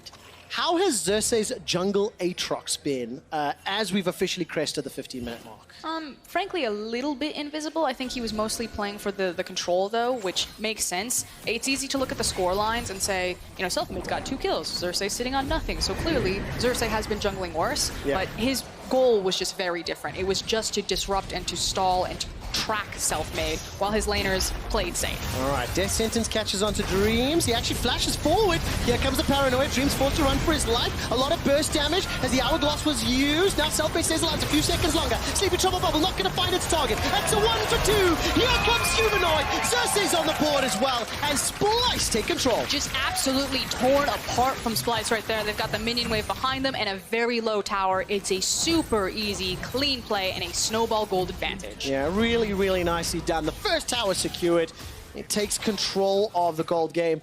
And just as I ask about Xerxes' performance, he's involved in the team fight or the skirmish that allows Splyce to take control. It will be at the cost of a mid-tower, though, and we're going to see this one set up from the start. Take another look. What was curious to me is how quickly Zoe was actually able to get there and participate in the fight, because Pyrian and Zoe are racing up through the side lanes, and I believe that Lissandra is caught by the Sleepy Trouble Bubble as she came into the fight. Oh, Vizicachi 0-1. Not going to be able to find the kill just yet onto Crown Shot, but he committed everything, including the flash. With Crown Shot pushed out of the lane, there is some time to do damage on the tower. Instead, Drake number 2. And it's normally for Splyce games, you have so much time to run those replays, to look at the long team fights, but Splyce are playing actually very quickly right now. We talked about how a lot of their champions really spike right now, and Splyce don't have to play late game. They just choose to. And you said at the beginning of this game, which feels like a long time ago now, what did their win against G2 yesterday mean? Wait, Trevor, that's it. The pause took so long that we're actually in 35 minutes already.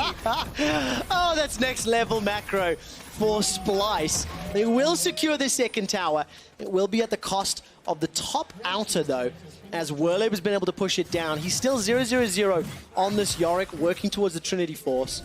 But I do like that moment, is like, you know, you have to try to understand the best of one results and the impact. And Noskarin, Flay will not find its target. Here comes Xerxes, stepping forward at the Darkened Blade, and Pyrian meanwhile did not follow the claw. Meanwhile, down in the bottom, a lot of damage being thrown into Korbe. He solo kills Crown Shot. Didn't even see how that one happened. He just dunked him. It's isolated. Xerxes and Noskarin, their only job wasn't to find a pick. It was to isolate the 1v1 between Crown Shot and Kabe. And Kabe just took the smackdown on Kaisa. 1-0-3, 100% kill participation.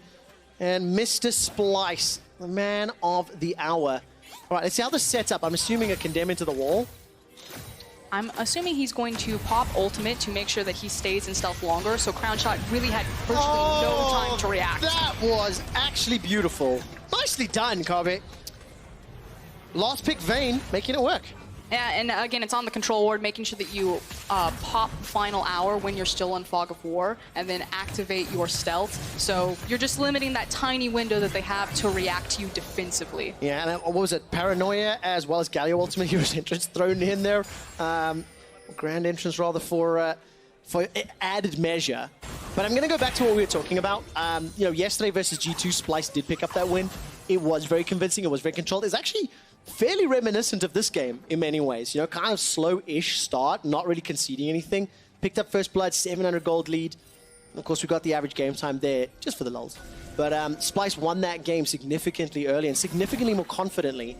And you can see by these plays already, they're setting up the momentum to do the same. They've got another one.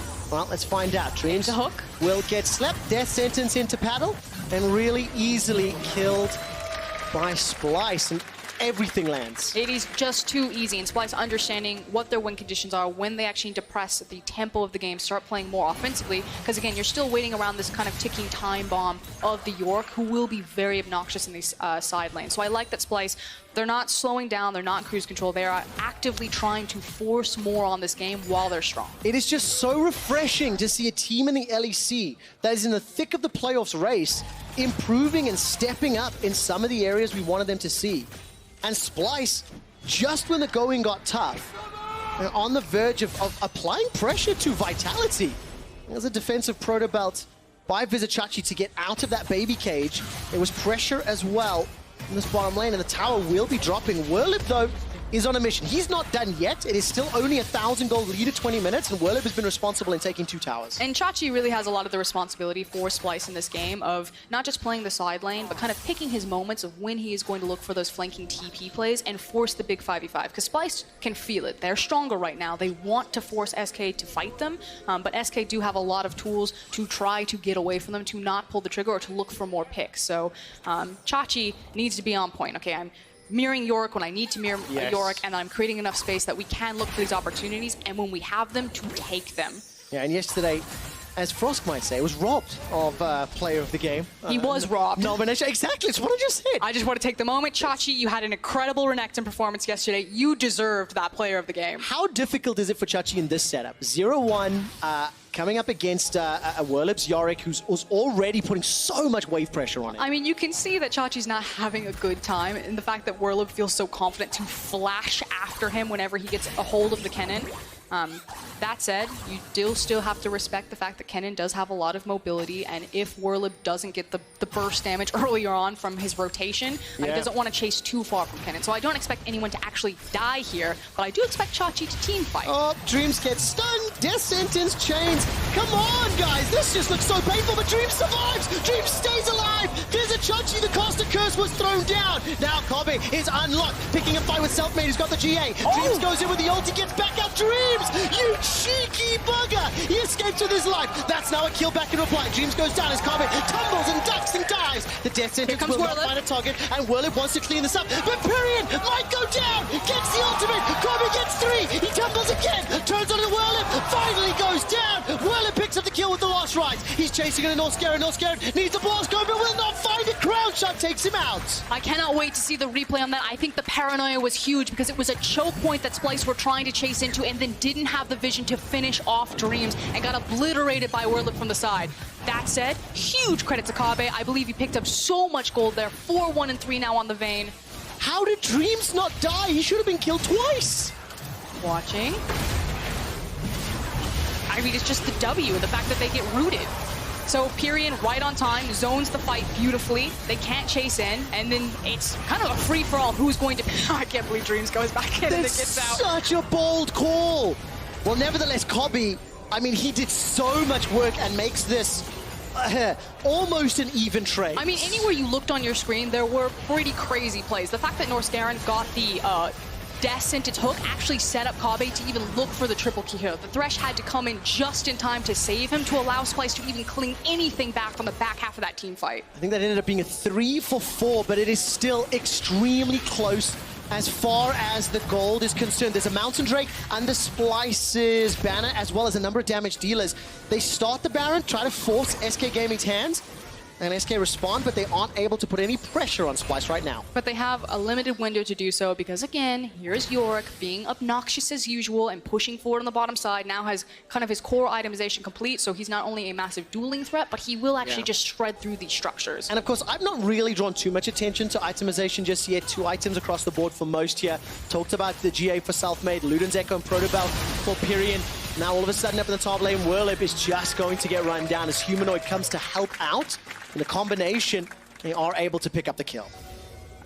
Maybe didn't expect Zoe to be there? Yeah, definitely the case. I mean, if you look at the vision, there's not enough to really play around that, but Werlib, he's trying real hard to play the side lane game. Anytime you just walk up, get locked underneath the tower and dive, mistakes were made. Yes, absolutely. Pretty simple League of Legends mistake there.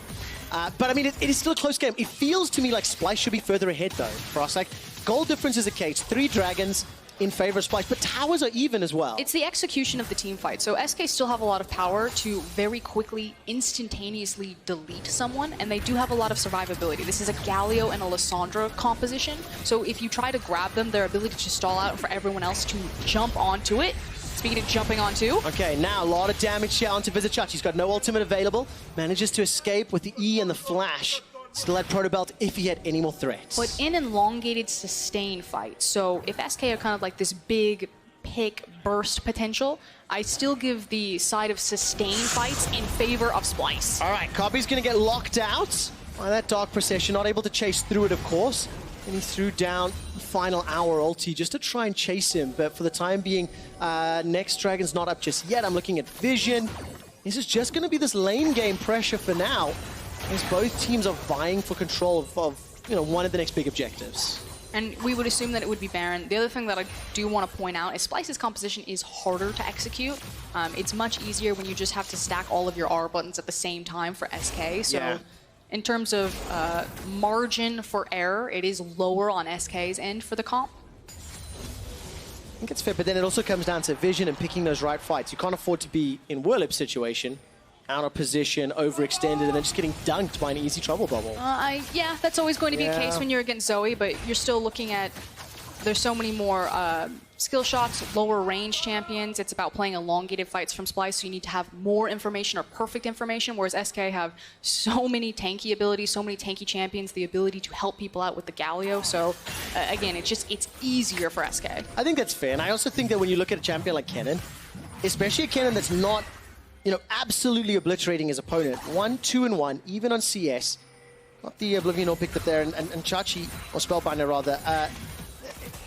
I want to see how he uses this cannon, because like you said, the difficulty of execution, burden of execution falls on Splice. And of course, one of the real pick tools is those death sentences and those trouble bubbles. Teleport is available for Kobe, as the Baron has now been started. But they have no vision of this area, so we're looking at Humanoid to at least lay down some of the initial poke. All right, Sleepy Trouble Bubble was Kobe's out, walking. manages to catch onto Crown Shot. The Baron's not going down particularly quickly. Kobe will be able to make it in time. Trouble Bubble goes in once again. Paranoid by sometime. Look at Pyrian. He's been zoned out. Humanoid's forced him away. Slicing Maelstrom into the pit. There's the killing instinct to the backside. Baron is picked up by SK Gaming, but at what cost? Everybody's going down. Kobe's currently untouched. Humanoid's got the first of the fight. Vizichachi gets another before he's taken out in reply. It's Crown Shot that takes him down. Kobe is going to kill SK. Selfmade and Whirlip are running for their lives. Empowered recalls. Here comes Humanoid, but he hits the wrong shot. No, that's not the blast cone you wanted. And it is only a single Baron that gets out, but it's on York. We've already seen how obnoxious he can be without the Baron buff. This is just going to empower his ability to split push. So the best case scenario for SK, if one Baron was going to get out, you wanted it on the York. How do you possibly analyze or call a team fight like this where everybody just jumps into the pit and it is a free-for-all? I mean, for me, I was basically looking at Vayne. I know everyone's going to ooh and ah because Pyrian is going to get absolutely smashed there from the Zoe. The Chachi ult comes in and it zones everyone out, but Kabe gets to walk up to this fight and basically just stand still as Vayne. She's going to push in, get locked up into the baby cage, and then immediately condemn Crown Shot into the wall and pick up all of the kills. Well, locked inside. He's like, I want out. Oh, man. You know what? If I were Kobe, I think I would just buy a... oh, that was such a misplay. I think I would buy Rapid Fire Cannon and just try to get at least a shot. He's got Phantom Dancer instead, obviously. Well, Phantom Dancer fits a lot better right now in terms of third items. This is the pretty stock standard build. As a good job, Humanoid. Might have missed the final Baron kill, but you got the Pyrian out. Man, so much damage. 6,000. Here comes Chachi. There's no slicing Maelstrom. And instead, we'll just be killing the Maiden of the Mist. And Splice will be content. They've got themselves 4 dragons to their name. They picked up the Infernal. While we're in that replay, it is still even in gold, and it still feels like Splice are winning and leading, but SK have got a lot of tools. They've got an easier to execute composition. So give me some predictions for the next few minutes. You know, where do you see SK trying to, I think, gain control of the game? That's what I want to know. I think it's all about Pyrian and Selfmade and who is going to be their target and who they actually find. Humanoid has done a much better job kind of in the back half of the game, clearing waves and then cheating down to his strong side of the map, making sure that it's not him who gets picked out. He is pretty vital to them because they don't have any safe wave clear outside of the Zoe. Yeah. It's very dangerous for either a Vayne, an Aatrox, or even a Kennen to step forward and to try to clear out a wave against all of the initiation potential of SK's comp. So as long as Humanoid's actually alive, there's nothing that SK can really grab more onto the map as long as he's in the right place, right time. All right, so, and that's something Splice are pretty good at. They do have an understanding of that, and as we're just about to hit 30 minutes, those 3 items you mentioned, Phantom Dancer for Kobe as well as the QSS, Rapid Fire Cannon for Crown Shot, Hourglasses for both respective mid laners, and obviously GAs actually for both junglers too. Selfmade is on cooldown though, and I've seen in this bottom lane, Kobe was kind of like looking for an opportunity to pick a fight with Whirlib, but the vision you can see is backing that up as well. A couple of shallow control wards from Splice. And now Whirlib, he's going to push all the way forward into 4 members of Splice. Paranoia will buy some time, but Whirlib is dead before anybody else can arrive. There is pressure on Kobe, QSS and heal and flash, and he's running for his life. He's dead! It's Crown Shot that picks him up, thanks to the killer instinct. Without Kobe, can Chachi turn around? 1, 2, another! Falling like dominoes! SK, it felt so good, but it ends so bad! Splice take the fight! They expended so much to get into the backline for the Vayne, and not only that, but she survived for so long. And yeah, you take him down, but that's a stacked AP Kennen. That's a massive carry Aatrox, and Humanoid is hitting like a truck. There's too many damage threats. Yeah, too many problems to deal with. And SK Gaming, I'm still on the fence about that push. Whirlib, he did have support from the team. Look at the minimap as multiple members of SK pushing up, and they can clear so much ground thanks to their ultimate. I think it's It's an interesting decision because they know that their Lissandra was spotted. So SK knew that they had been caught in the trap that they were setting up, and they thought maybe Kabe's just trying to clear this, or maybe we can burn him down quick enough to win the fight. It just is a very suspect call from SK in a larger macro sense. Yeah, I get that. And that's something I think we've said multiple times this split. Do you think that's fair as not a criticism, but as an observation of SK Gaming's playstyle? I mean, they're a very young team, inexperienced. You have a lot of players who have kind of been eaten up by the machine and spit out guys like Pyrian, like Warlib, like Dreams, who have had a couple of performances but never left their impact or left their name. Well, let's see what Splyce can do now. This is the first time it feels like they're really pulling ahead, got that gold lead. A minute to Baron, a minute to Dragon. And I've talked a lot about the Splyce comp, but how does Splyce win this game? I mean, they can split push with Vayne and Cannon, I suppose, but what other options do they have to unlock? Their ability to siege is actually quite strong without Baron because they have Zoe. And this is one of the reasons why Zoe is globally so powerful. You see her in the LCK and the LPL all the time. And it's because you can walk up to structures like that. And as long as you have proper flanking vision, everyone has to back away, has to respect it, because a single bubble lands and you lose a member. It's quite interesting as well because then you take into consideration the short-range Cannon, melee Aatrox, short-range Vayne. So whenever you push some of those towers down, the range of Zoe actually counters some of those weaknesses of the tower pushing champions for the rest of the Splyce comp. All right, deep vision setup behind the Cloud Drake. 10 seconds to Baron, no real super control for either team. And you have to feel that Splyce will be prioritizing Baron. There's no pressure on Dragon, so Kabe just picks this up uncontested. Yeah, it's more important to start the Elder countdown because now that the Cloud Dragon will fall, you have 5 dragons now available for Splyce, and they're opening up another win condition for them. All right, Sleepy Trouble Bubble will manage to catch the Maiden, does not really matter. Humanoid was trying to pick up the additional CS point. Uh-oh, Pyrian. All right, let's see what happens. Oh, Pyrian! Oh, that's not what you want! Get slept. Easy pickoff, and this should now set up the ability to turn and burn from Baron or an uncontested Baron. Infernal plus Mountain. Here come SK. I think this is going to be problematic. Oh, Chachi. They don't see him. He's got the control ward. Oh, yes. Oh, here comes No Scare, and the box is put down. Warlib gets caught out. Trouble Bubble once again onto the Maiden. Uncontested There's Baron. the cannon. Here comes Chachi. He's found Crown Shot. Now, Crown Shot escapes with a very cheeky Killer Instinct and Flash. But Dreams, where are you going, buddy? Your team's not there. Dreams gets taken out. Baron secured by Splyce. And even a death sentence onto the Maiden. Splyce are in absolute complete control. And it's going to get that much easier to siege now that you have the Zoe in tandem with the Baron buff. But once you have complete vision control of an area, we talked about the strengths of Zoe in sieging, it's also just control over Fog of War. She is so devastating in professional play because the teams know how to play around Fog of War. Probably why your Zoes in solo queue don't feel as impactful. Yes, absolutely the case. You have to utilize all of those tools. Communication, coordination is key. And we caught a glimpse there, by the way, Frostcover.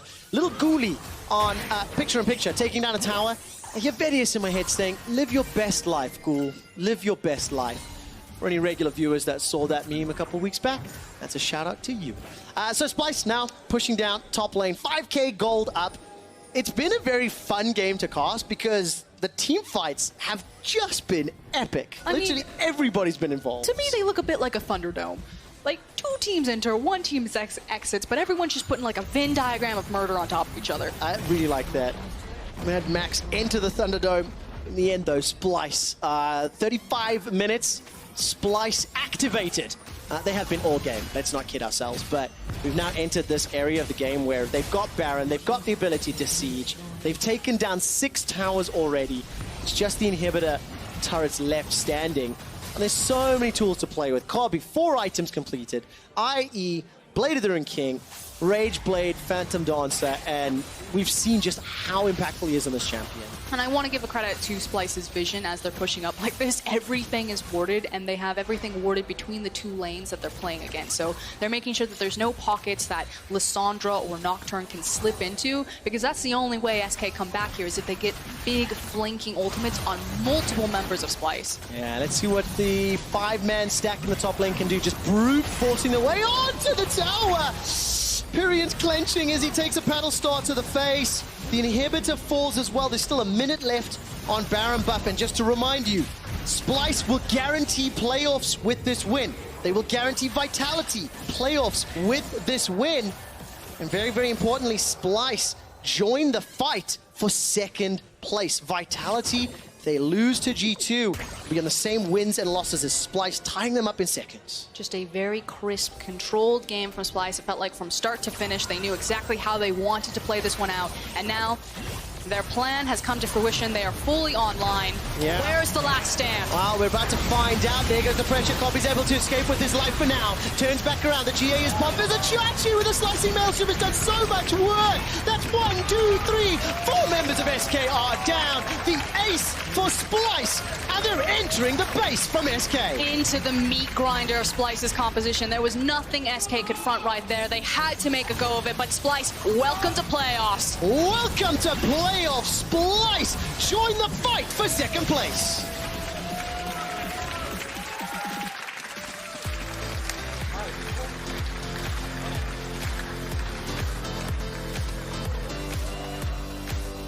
Two things. Beginning of this game, I said that Kobe's Bane was 3 wins for 3 games. That is now 4 wins, 4 games. Stats never lie. Second thing, for you, Frosco, what do you make of Splyce's performance in Week 8 of taking out G2 and SK?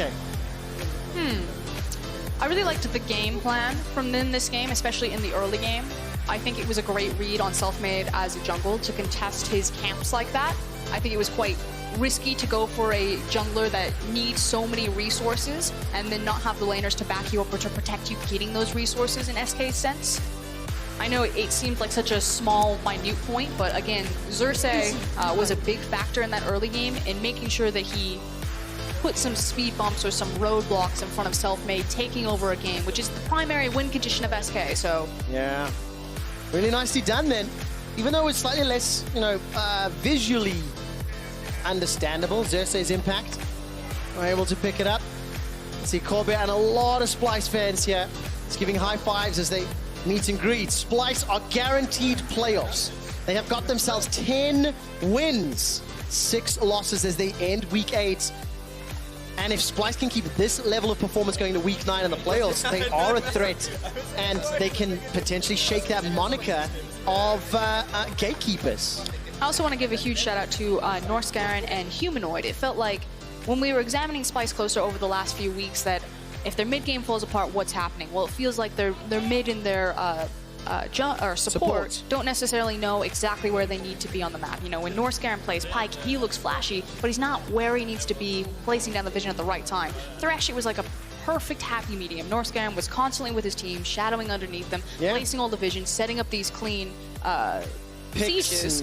And the guy who was sieging was Humanoid, and outside getting caught once, had a very clean game on the Zoe. Well, clean game, clean team fights. I just want to bring up the last fight of the game.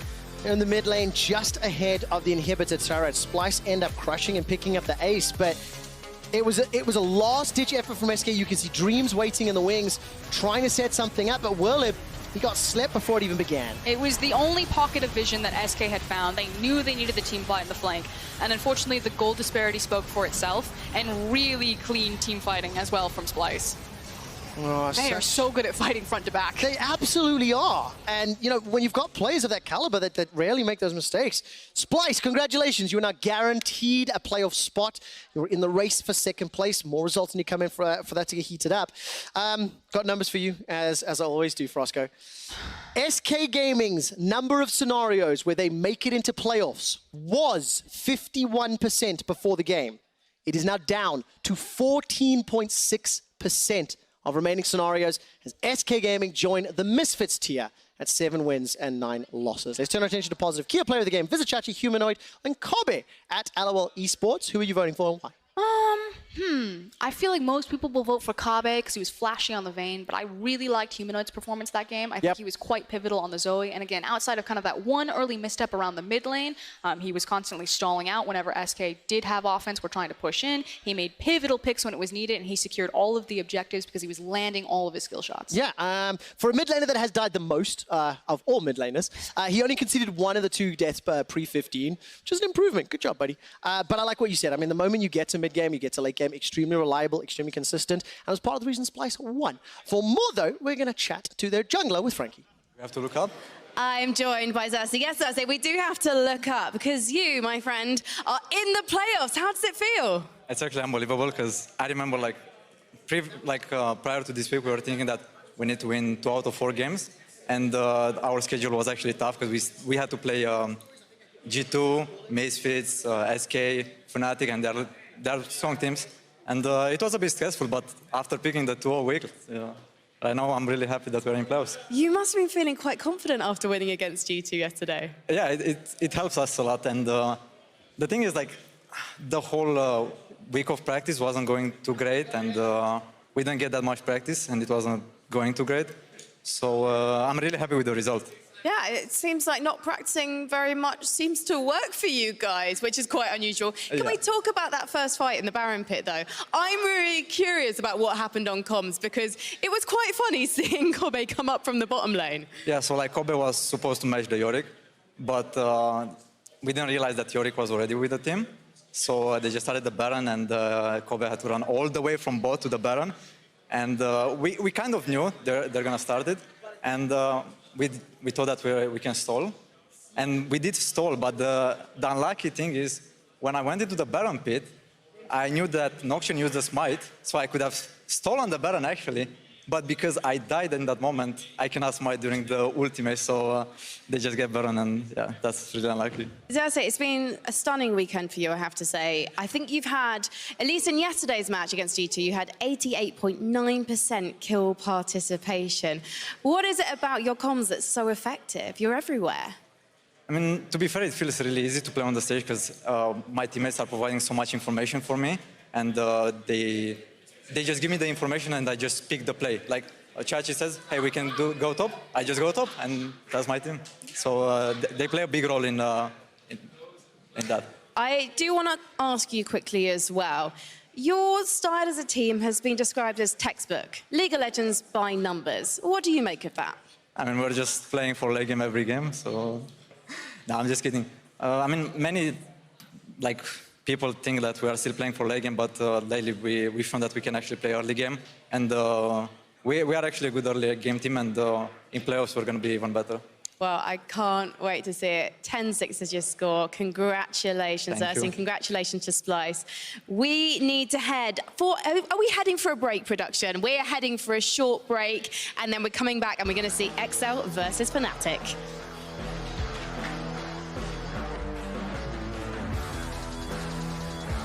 Furion's ultimate was not used. There goes the claw into the ult. Duskbringer comes out, and this should be an easy enough kill. A lot of burst damage as the Hourglass was used. Now Selfbase stays alive a few seconds longer. Sleepy Trouble Bubble not going to find its target. That's a 1 for 2. Here comes Humanoid. The Death Sentence will not find a target, and Whirlip wants to clean this up. But Furion might go down. Gets the ultimate. Kobe gets 3. He tumbles again. Turns on the Whirlip. Finally goes down. And Kobe, QSS and heal and flash, and he's running for his head. He's dead. It's Crown Shot that picks him up. Thanks to the killer instinct. Without Kobe, can Chachi turn it around? 1, 2, another. Kai'Sa. We win. I want to kill Nocturne. Yeah. Kill Kai'Sa. Kill Nocturne. Focus, bro. Nice. Woo! Let me get this.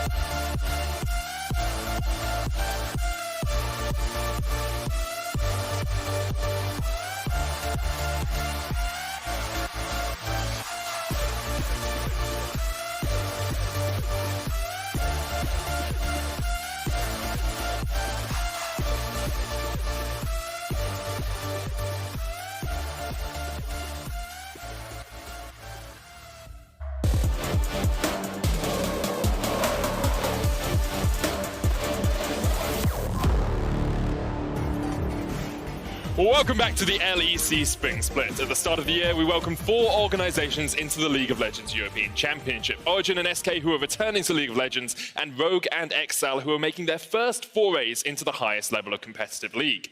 I want to take a minute to celebrate Excel and their first split in the LEC. Even before the split started, Excel showed signs of a team that dedicates itself to the long-term future in the league. Acquiring a 10-man roster, a strong supporting staff, and top-notch training facilities, Excel set themselves up for success in their inaugural split.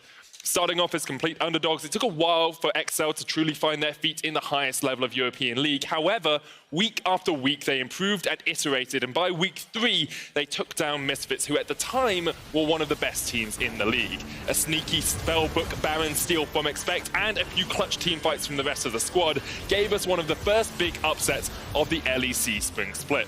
And whenever you talk about Excel, I think you have to look at Kadril. After an incredibly tumultuous start to his LEC career with H2K, Kadril seems to have finally found his place in the jungle. Acting as a catalyst for the Excel squad, Kadril is always at the center of the action for the UK underdogs. After such a difficult start in the league, it's great to see Kadril settle in and be able to show us what he and what Excel are made of. Although they are out of the running for playoffs, Excel are anything but done, exemplifying that with a great victory against Schalke yesterday. With Fnatic, Origin, and Vitality still on the menu, we'll see if the new boys on the block can continue to play spoiler. Thank you so much, Medic. Yes, it will be a tough challenge for Excel tonight as they go up against the best team in the second round robin, the reigning champions, Fnatic. Now, this team, they went 1-5 at the start of the split over the first 3 weeks, but have since pulled off a massive comeback run, now looking to secure a playoff spot. I've got Amazing and Frescura in here with myself, Machine. Guys, this is a different kettle of fish, right? This isn't Schalke, sure, big result, but you've got Fnatic on form, Frescura. What's crazy to me is that only 4 teams in the LEC history, or EULCS included, have ever come back from a drastic 1-5 start. Yeah. And it's the fact that it is Fnatic. Like, Fnatic have done this at Worlds before, where they came into week 2 and they just smashed expectations, but it was with a completely different roster. And I'm unsure how you know, they keep changing out these pieces, but they're always able to be this machine that kind of print off championships. Okay, we need to find out what's in the Fnatic gaming jersey. Like, there must be some sort of special ingredient. What's in the water supply? I don't know what it is. Well, something certainly has been working for Bwipo as well. I mean, this individual has been on the tip of our tongue for this entire week. Amazing. Let's talk about it. Yeah, in the beginning of the split, he did not look like himself. At Worlds especially, he was one of the most aggressive top laners in the West, and he basically played his style, and he kind of lost it throughout the beginning of the split, where he was more defensive. He didn't really try to pick up these solo kills, and now in the second half, we see the difference. The KDA has risen a bit, but it's more about the kill and assists at 15, for example, and the goal difference at 15 that help him out. And in extended conversations with Bwipo, he said in Euphoria that he was fine taking the worst end of a matchup, going down 20 CS, because he had the confidence to trust fall onto the back of his team. You know, I can go down in this matchup because my team will get places elsewhere on the map, but it also shows the reverse side of that. Give me the carry, give me the Jarvan, give me the Aatrox, and I will blow this map wide open. And it's just crazy to think about when we're talking about the comeback from Fnatic, that we're saying Bwipo, Broxa, Nemesis, Hilly, and we're not saying one name. Right, that's what I'm saying. I mean, this guy's been a superstar for so long. Rekkles is just not been a part of the conversation, and it's not that Rekkles is playing bad, it's just everyone else stepping up around him. Amazing. I think he has always been a player that does not necessarily need to be in the carry role. He does it when his team needs it, but he doesn't mind stepping back and just waiting for the playoffs to come around or important moments to come around when he can be the cherry on top that can basically make the most important play and win the team the game. So I think right now that we're not talking about him is such a good sign, because Fnatic, even at Worlds last year, they didn't necessarily play around him, but he was a factor, and I think come playoffs, he's going to be really, really important again if they make it. It's that confidence that you have the ace up your sleeve, that if it comes to the 5v5, as Bwipo said, I can default to trust because I've got the better AD carry in the 5v5 and will win it late game. No, absolutely. And I think I'm going to have to throw a big boy question at you now. Big boy. It is, because, I mean, so G2, dominating for sure, but Fnatic, this second half of the split has been head-turning. There's no doubt about it. I don't like where this is going. I'm sorry. Are Fnatic the best team in Europe? I'm going to start, and I'm going to say no, but I think they have the best prep in Europe right now. So what that means, in every single game, I feel like they actually come in with a plan. They understand their own identity, and they understand what they have to do versus the enemy. I think only Origin comes close in terms of that preparation coming in, where they adapt their playstyle towards the enemy. Whereas I think G2 still, in my opinion, is mechanically at least the best team in Europe. It's that idea of kind of pound for pound talent. You still give the cut to G2, and as I go through each lane, it's very slim. Okay. And I think the biggest margin, of course, is going to be that mid lane, Caps versus Nemesis. But with the prep that Amazing's talking about, and we've seen some fumbled drafts from G2 recently, where they just feel like they prioritized the wrong thing.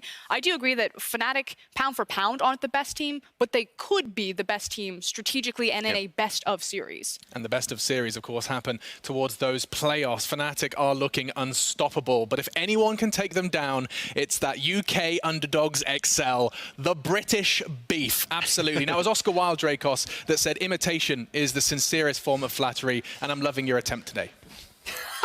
I was just going to say the same thing about you, Alex. You're new here. You got to understand there's only one guy allowed to wear turtlenecks. It's Yamato Cannon. Yeah, that's true. So really, it's him that we're flattering, although warning to Yamato. I'm, of course, Andrew Vedia's Day. It's extremely hot on stage. Yamato, if you're watching, don't wear your turtleneck today. It was a bad gambit. Well, I'm not sure what to follow from that, so I'm just going to talk about the game, Legends. potentially. XL versus Fnatic. From a stakes perspective, not a huge amount happens in this game. True. Fnatic would very much like the win, because in an ideal world, they'd like to be challenging for top 2. And I don't think it's out of the realm of possibilities for them to do that. It's just a lot harder, because they need other things to go their way in order to get into that situation. And to be fair, the game is still very important for Fnatic to win. It's just that nothing is locked here. So while this does very much... this is very much a game that is critical for Fnatic's playoff run. It's not one that is a decider. It is not a game that is going to lock them in or out, and XL, of course, are already locked out. We're now gearing up for Champion Select. And Vedius, there's a lot of things that I'm curious to see in this draft. Now, last time we watched these teams play, Vedius, it was Fnatic beginning to rise again, whereas XL really had started to fall. And I'm curious with XL's outstanding performance versus Schalke yesterday, if they're going to be able to go toe-to-toe with Fnatic as we do enter picks and bans. Lysandra already taken away from Nemesis. The Thresh now banned out as well. So we're looking to take some of the champions away from Nemesis. We're also seeing a bit of focus towards Hylissang, down towards the bot side of the map. What I do find interesting is the amount of respect that we're seeing thrown towards Galio right now. It might just be that Hylissang is such a talented Galio player that they don't want him to have it, but I have noticed that more and more in Europe, he has risen in popularity after it was already a very big pick over in the LCK. I have heard of a few counter picks that we haven't even seen yet on stage that hopefully we'll see over the next few weeks. But for the time being, things look pretty standard across the fans. Yeah, not wanting to give it up, not wanting to make it too easy for Fnatic to find these nice setups and team fights, taking Losandra and the Galio as well. Jarvan now taking off the board, of course, a very powerful flex pick in Europe. We've mostly seen it in the jungle this week, but of course, historically has gone into the top lane, has proved to be a very strong contender in the era of Urgot and Sion falling from favor. Jace ban as well. It's funny because we actually see Jace ban just a lot, but it's one of those champions where I feel like a lot of European teams don't actually want to play it, but you ban it anyway because you can't afford to give it away because of how strong it is. Yeah, because the theoretical top end for Jace is you don't get to play League of Legends against this champion. Usually what happens is it's not amazing, you know, it's like pretty okay, it wins the lane and it doesn't really get anything greater, but we've seen those 1 or 2 games where it really absolutely destroys, and you kind of have to respect that. Now, Blippo, first pick Renekton, immediately locked in. This has been an EU special, an incredibly powerful pick with the Conqueror changes for a multitude of reasons, but I'm just honestly surprised with Red side to see them lock in a top lane pick this early. The thing is, because of Jarvan and Jace being banned, I think Karthus just becomes the next, Renekton becomes the next strongest top laner. We have seen a couple of counters in the form of Olaf. Aatrox is a skill matchup that we even saw from Whippo yesterday. And basically you want to play lane dominant champions into a Renekton. If you want to stand a chance of being able to beat him, and then hopefully you can outscale him later on into the game. But if he ever gets a lead, he becomes a massive terror, and then we see that Aatrox locked in as well. So maybe expect wanting to have that matchup against Whippo, who ended up winning it yesterday against Soaz. And of course, with Sejuani already locked in, we can feel reasonably confident that it is not going into the jungle. The Alistar now as well. Locked in on the side of Excel, and I like that Expect is willing to take this matchup. He was, of course, one of the first adopters of the Renekton in the LEC, has had some incredible numbers on it, even in his game yesterday. So good to see him take the other end of the matchup, and now going to find out what Fnatic will round out the first half of their draft with. Hylissang on Brawl. Not really a surprise, something he played a lot of in the first half of the split when Fnatic were in their slump. They really started to turn things around when he played more of the Rakan and the Galio. But given Fnatic have been performing very well recently, they're comfortable putting him back on a champion that perhaps less of a playmaker, but offers a lot in terms of utility for the team. And of course, it was the nerf for Khan that Hylissang brought out in their last matchup, Excel versus Fnatic, to help win the game, to kick off a lot of those early game fights to help Fnatic win in the end. We'll see if he can have a similar impact with a less playmaking-focused champion as we enter the second ban phase. Reckless's Tristana taken away, the Cassio removed from the hands of Jeskla, or Special, and the Aurelia as well. The champion I want to bring your attention to right now is the Kalista. It's something that I feel we haven't really seen Reckless play throughout the majority. なるほど。そこを合わせていくのも戦術の一つだと思います。これもよく反応した。そしてお互いがフェイントでつなぐ中、クランです。これもフェイントシュシュにある。井上。ストレート強烈なスパイク。さあ、つなげるか。どこでしょう。つないだ。歓声が沸き起こっています。さあ、ここからサンティアゴ。今度はスタンディングクラン。長いラリーです。大野加穂。クラン。最後はこれが長いラリーを制しました。その前ナイスレシーブでしたよね。黒子が最後つないで、ここの後中田選手、中田氏の最後は黒子でした。お互いがお互いをカバーし合って非常に重要な1点です。第2セットの序盤です。さあシュシュにあるフェイント、いいところに落としてきました。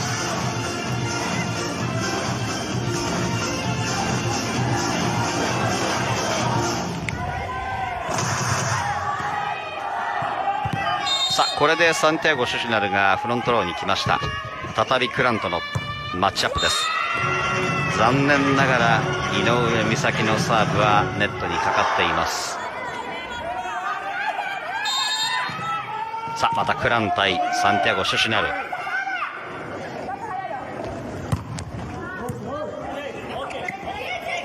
シュシュナルしっかりとブロックに当てました。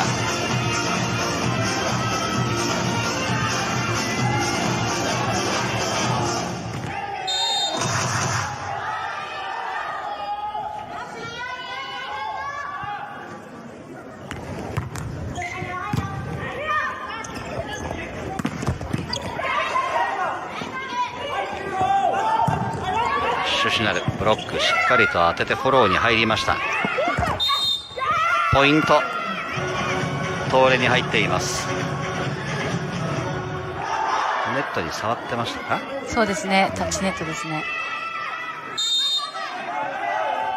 サーブはクランです。サ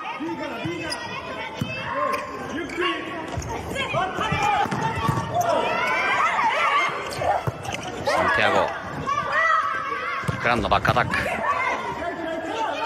上美咲、山岸、そしてシュシュニャル。難しいボールでしたがよく打ちました。そしてブロック2枚高い。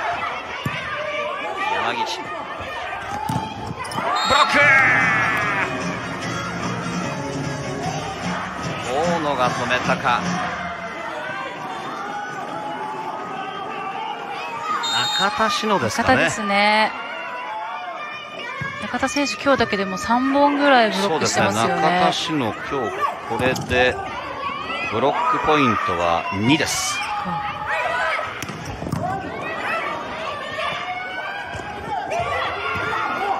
これもつなぎます。そして黒ワイ高いということもあってフェイントで落としに行きましたが、これもつなぎます。好調の中田志乃。さあシュシュニャルネット際、リ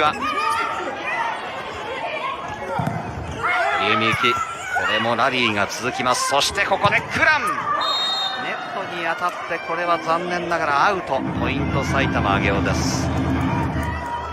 ああやってラリーが続いて最後バックアタックっていうのは結構相手嫌なもんなんですね。そうですね、本当前衛だけでなく、バックも来ますと4枚攻撃になりますので、やっぱり嫌ですよね。ストレスがかかります、ブロッカーからしたら。具体的にどんなストレスかかるんですか？枚数、アタッカーの枚数が増えますので、そうしましたらレフトもある、センターもある、ライトもある、バックもあるってなると、ブロック割れるわけですね。はい。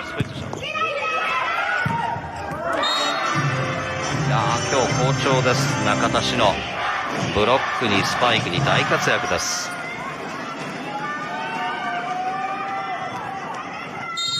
今日はここまで決定率 66.7%、 チーム1の決定率9分の6です。ここはうまく三浦真美が相手の急所に落としてきました。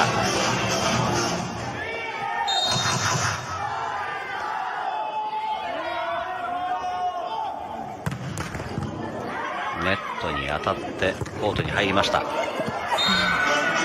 こは素早い攻撃。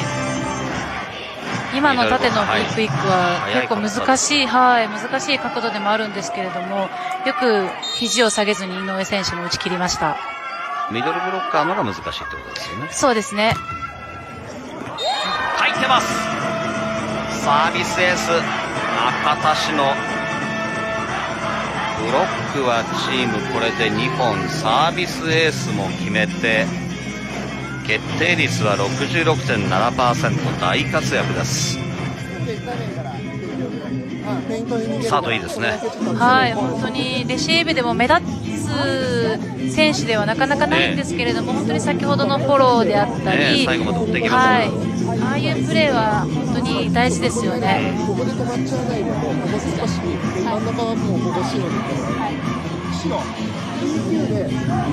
埼玉上尾、ここまでブロック1、シュシュニャルが止めた1本だけです。一方の東レはここまで8、井上七海3、大野加穂1、クランが2、そして中田志乃が2という状況です。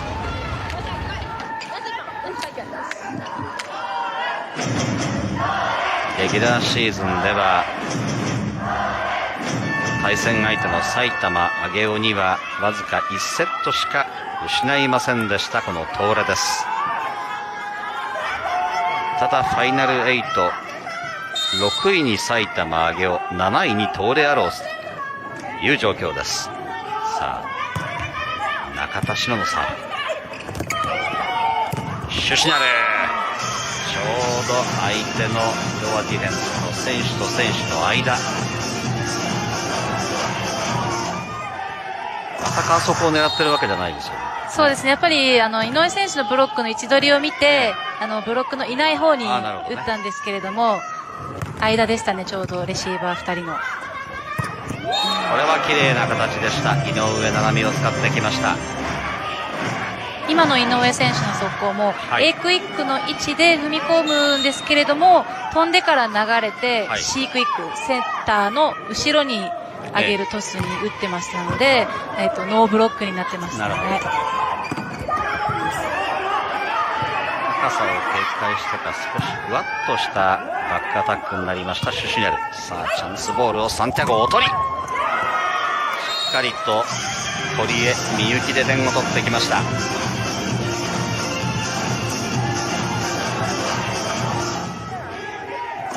かなりクランが気になるかとは思うんですが、よく決めてきましたね。はい、本当に堀江選手は172センチしかないんですけれども、前衛の時だけでなくバックアタックも積極的に呼んでますので、本当に攻撃力のあるレフトですよね。そんなにサイズがないのに彼女がいいのはどのあたりが素晴らしいかですか？そうですね、やっぱりジャンプ力もありますし、あとはスイングも速いと思いますので、ブロックが完成する前に間を打つ、脇を打つっていうのもさっきのセットもありましたので、そういうところが堀江選手のいいところだと思います。クラン、これはミスになりました。タッチネットがあってポイント9対9です。一時は3点のリードでした東レですが、ここで埼玉上尾、相手のミスもあって3連続ポイントで同点に追いついています。これもトランジションに持っていけるか。ブロックに当てて、さあ今度は東レのトランジション、クラン、かなり角度のあるスパイクを逆サイドの内側に決めてきました。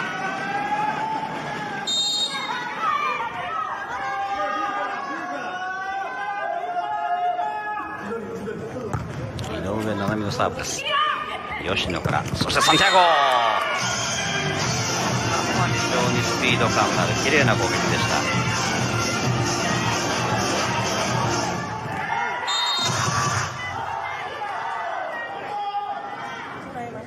た。さあこれでサンティアゴ・シュシュナルがフロントロー。ポイントは東レです。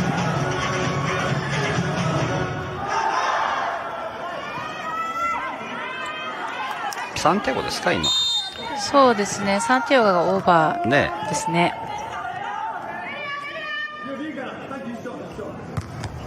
先ほどサーブ変化しました。シュシュナル、ブロックよく止めた。大野が止めています。ブロックポイント。早くも東レ、これで9本目のブロックポイントになります。先ほどもこのローテーションの時に大野選手は止めてますよね。いや、あそこだから我慢して我慢して我慢して我慢して我慢して。てかここでミューのサーブで追いついてんだからまだ全然あるよ。ここで13、17か12、11、トランプ11。さあこうさだとさっきあんまり近くないよダメだ。近くないと。はい。吉田監督も、中盤13対10にするか12対10に11にするか、一つ気持ちを選手に入れてコートに戻しました。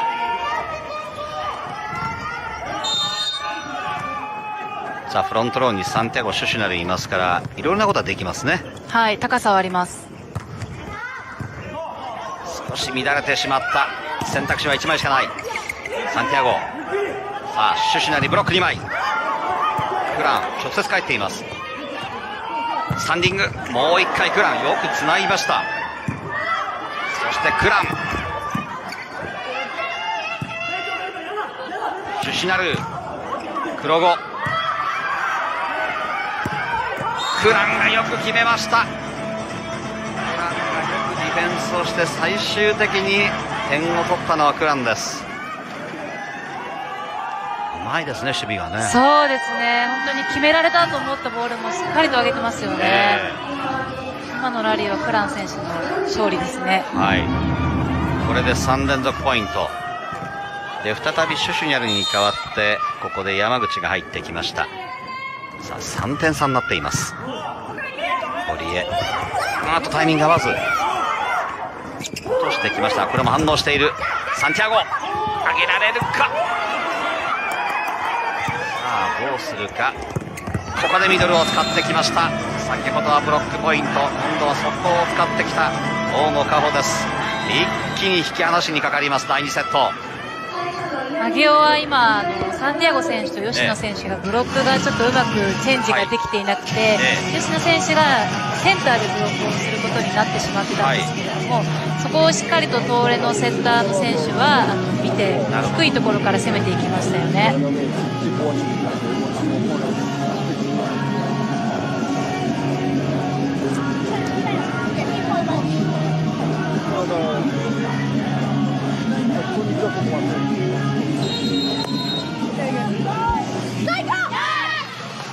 第2セットはまだ中盤です。14対10。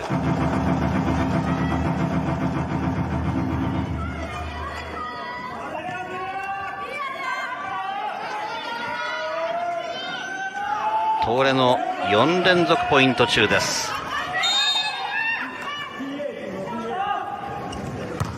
関のサーブ、ここはブロックの間、高さはあったと思うんですが、うまいですね。そうですね、体はストレートを向いてたんですけれども、しっかりとクロス反対の方に打って間を狙っていきましたよね。ルーキーです。その吉野のサーブ、アウトか。アウトです。さあどうでしょう。ポイント主審の澤達弘さんはボールインという判定。15対11。チャレンジはどうやらしないようです。さあクランのサーブ、これもブロックどうか。吸い込みです。山口がここはしっかりと切ってきました。かなりネットから離れてはいたんですが、ブロック結局吸い込みでポイント埼玉上尾です。そしてここで青柳が入ってきました。三浦に代わって青柳です。関から中田志乃が決めています。このセット中盤はあまり出てこなかった中田志乃がしっかりと決めて16点目。第2セットの2回目のテクニカルタイムアウトです。そん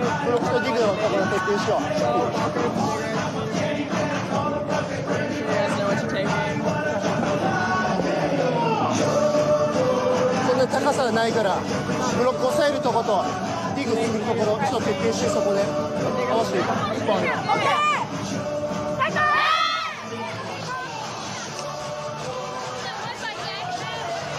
今日ダゾーン注目のクランはここまでアタック決定本数は19分の8、42.1%。チームナンバーワンの決定率は中田志乃で11分の7、63.6% です。やはり数字見ても分かりますように、今日の東レはクラン選手頼みになるのではなく、他の日本人の選手もしっかりと点数を取りに行きますよね。ミドルブロッカーの井上 44.4%、 同じくミドルブロッカー大野果歩も 55.6%。それだけ1本目のボールがいい形でセッターに返って、セッターも非常に細工がしやすいわけですよね。はい、本当に組み立てやすいですよね。はい、白井のサーブです。中に入って打ちましたが、これもつなぐ。中田志乃、よく読んでいた井上美咲。もう一回山口、ここは強く打つと見せかけていいところに落としてきました。本当に途中出場の山口選手もシュシュネル選手に劣ることなく、しっかりと点数を要所要所で取ってますよね。さあ東レも16点を取っていますので、そろそろブレイクの欲しい埼玉上尾メディックスです。関七海黒子を使いますが、ネット際奥に行きますクラン。関は黒子を使う。山口山岸が返します。さあ陣形を整えた埼玉上尾、ブロード、これはつなげません。ミドルブロッカーの井上七海、アンテナいっぱいまで行ってストレート。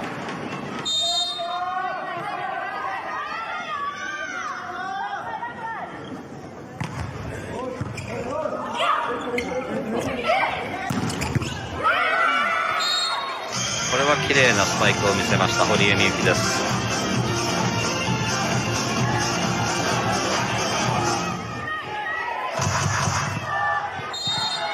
埼玉上尾のサービスエースはここまで3本です。ブログオーバーでつなぐ。ここはいいリズムでオーバーのボールを関が2で相手コートに落としています。関選手は昨日の試合もそうだったんですけれども、本当に2アタックが上手い選手でして、やっぱり結構多い選手は2アタックの時にどうしても右肩が下がってしまって、2だっていうのは分かるんですけれども、関選手の場合は本当にギリギリになるまでっていうのが分からないので、本当にそういうセッターは珍しいと思います。そうですか。はい。ポイントブロック成功で井上七海19点目が入っています。連続ポイント中の東レです。今度は内側に入ってきました。青柳がレフト側に回ってポイントを決めています。19対15です。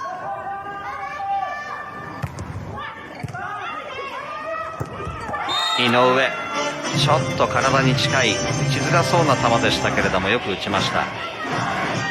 東レの場合は点数取られてもしっかりすぐに1本でサイドアウトを切ってますよね。なのでなかなか点数が縮まらないです。このセットおっしゃる通り連続ポイントがなかなか7点、8点、9点のここだけですね。なかなか大見さんおっしゃるように点が縮まらない状況です。山口ブロック、ここでもブロックポイント、クランにブロックポイントで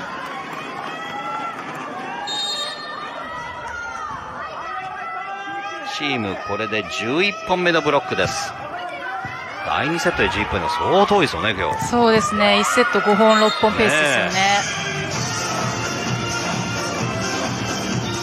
ただルーキーの吉野がとてもなんか1年目という感じじゃない貫禄ですねこの人。はい、3枚来たのでその脇を打ちに行きましたね。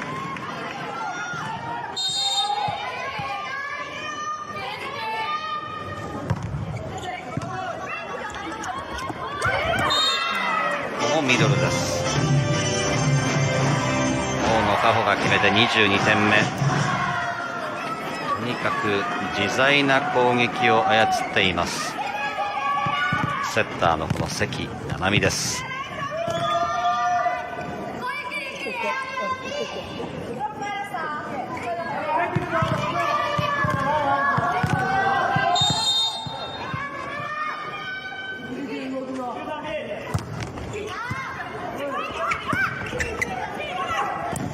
山口クラン、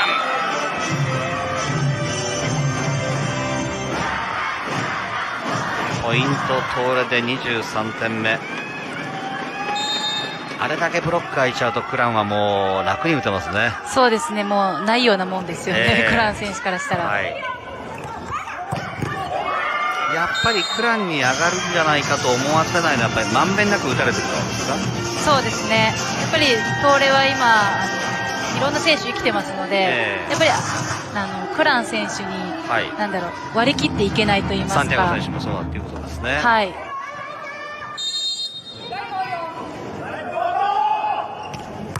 サーブはルーキー吉野です。関がしっかりと中田を使ってきました。中田志乃、少し決定率は落ちてきましたが、それでも 61.5%、13分の8です。でクランに代わってリリーフサーバー堀川の登場です。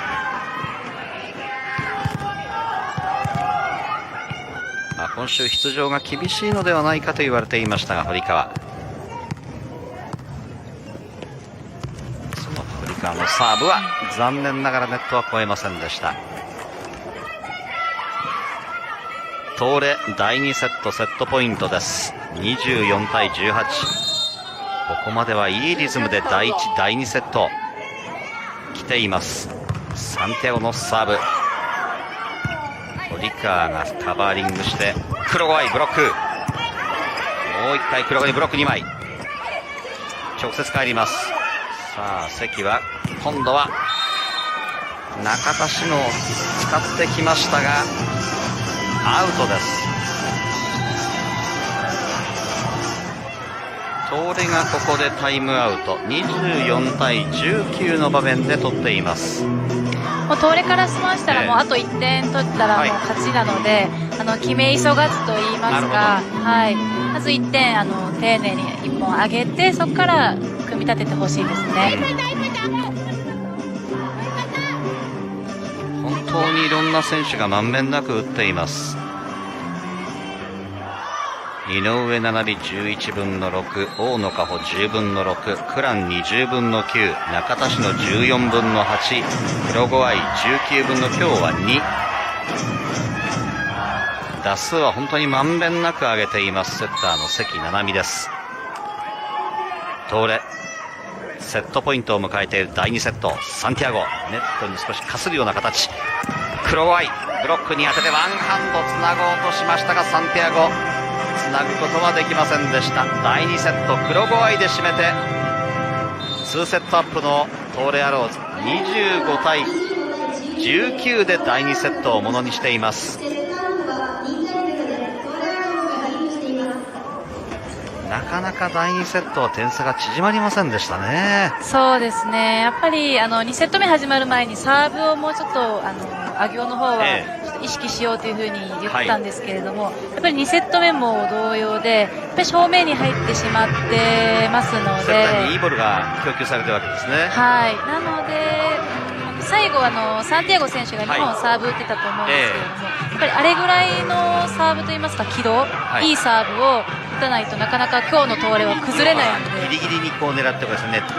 そうです、こう軌道が浮くのではなくて、軌道がネットの白帯ギリギリに来るようなサーブだとやっぱり取りにくいので、レシーバーからすると白帯に当たるとどこに行くか分かんないわけですよね。はい、あれぐらいアゲオはサンティアゴ選手のような最後のサーブのようなサーブを全員が打てれば光も見えてくるのではないかなと思います。こ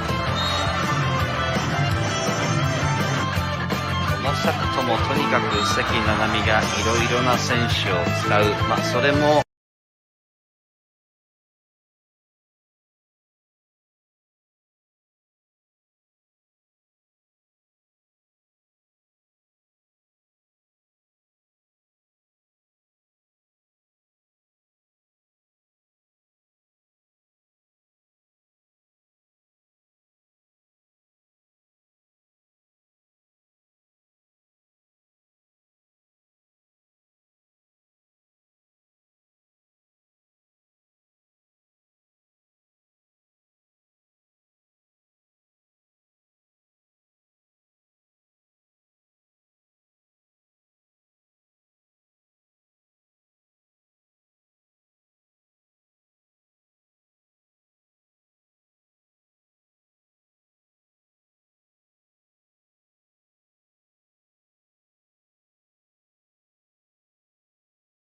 で攻める、それ以外に何か必要なことありますか？ですね、シュシュニャル選手がレギュラーラウンドは結構調子が良くて決まっているケースが多いんですけれども、ファイナル8に入って、なかなか調子が上がってないように見えるんですね。なのでやっぱりその他の日本人選手であったり、その選手がもうちょっとシュシュになる選手の分まで点数を取りに行くといいますか、はい、そこもキーになってくるのではないかなと思います。そうなるとやはり吉野、堀江、この2人にかかる期待は大きいですね。そうですね。さあ、後のない埼玉上尾です。東レメンバー変更なく、そして青柳第3セットはスタートから出場です。青柳選手もフロントクイックのちょっと高いトスも打てるんですけど、後ろの流れといいますか、ワイドの速攻も打てる選手なので、そこをうまくセッターの井上選手は使っていってほしいなと思います。クラムのスパイクはブロックに当てて、ここはしっかりと決めてきました堀江美幸です。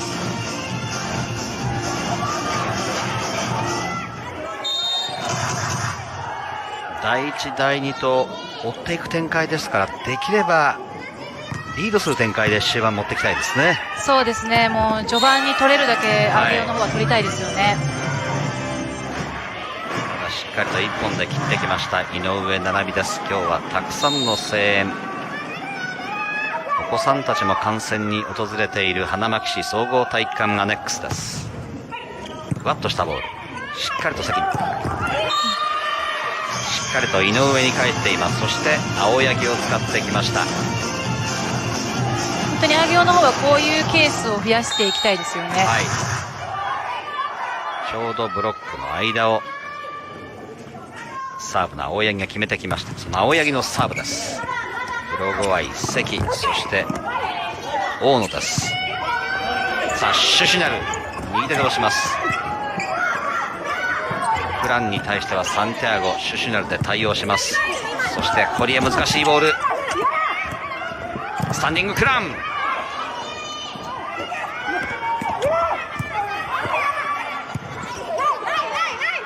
返すだけ。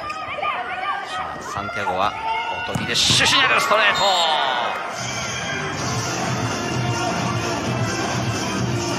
長いラリーでした。シュシュニャル、堀江、最後はストレート、シュシュニャルが決めています。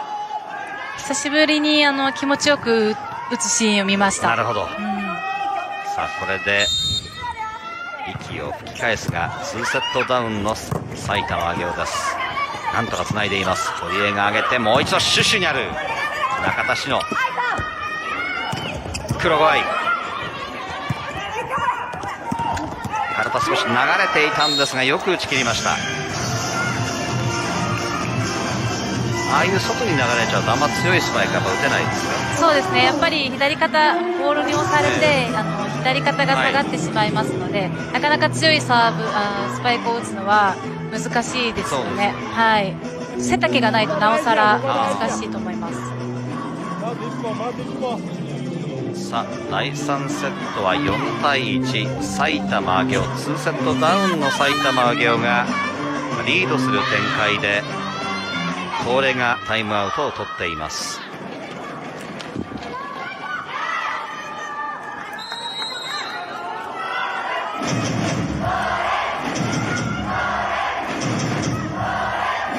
黒後はまだチームで21打、クランに次いで打数を打っていますが、アタック決定本数は3本です。ちょっとまだ少ないですかね。そうですね、 14.3% です。強打クラン、上がってないわけじゃないですもんね。黒後選手ですか、そうですね、トスは、上がってるんですけれども、なかなか気持ちいいスパイクは見れてないですね。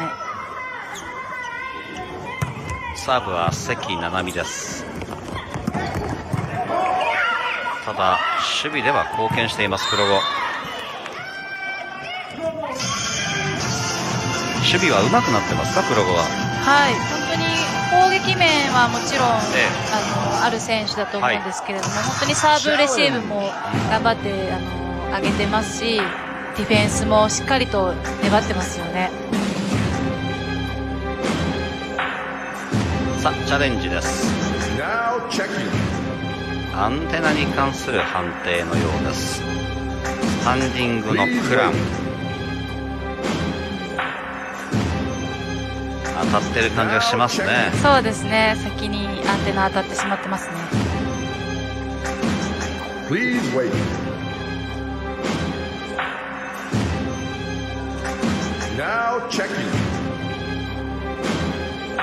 も皆さんご存知だと思いますが、チャレンジは以下の4つに関してチャレンジを申請することができます。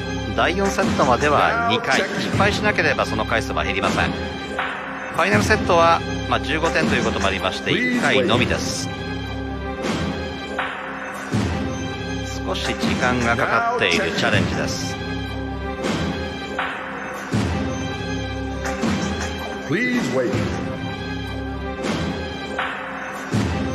もう埼玉上尾は圧倒的にシュシュもう30打打ってますからね。あとは堀江が13、吉野16、あとはみんな他は1桁ずつという状況です。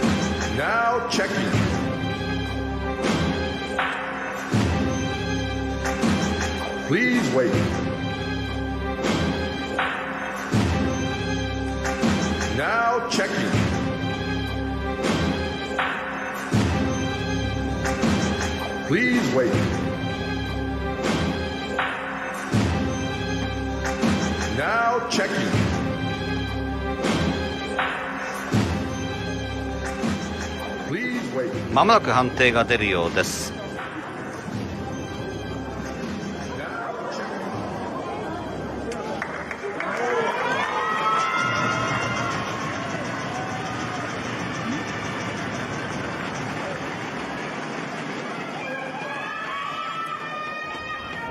どうですか？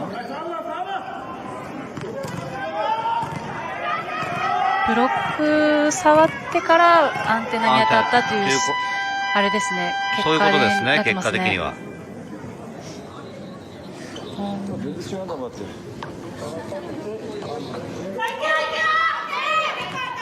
ここはもう切り替えるしかないですよね。そうですね。はい。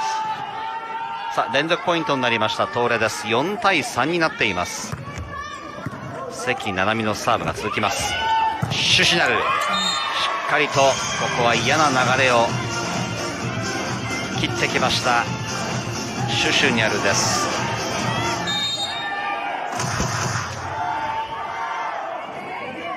さあ、そのシュシュニャルの強いサーブ、クラン、山岸がつないで、これも押し込んでいきましたが、最後はクランに託します。その前のシュシュニャル選手のサーブもかなりスピードもあって良かったんですけれども、黒後選手がしっかりとコート内に上げましたよね。体を張ってしっかり上げました。明らかに1年目より守備力が増してますね。はい。これは日本代表にとっても明るい話題ですよね。そうですね。本当にやっぱり背丈がある選手で、打つだけの選手はたくさんいると思いますので、背が身長があってもレシーブができてかつ打てる選手っていうのは本当に重要な選手ですよね。ネリマン選手うまいですもんね。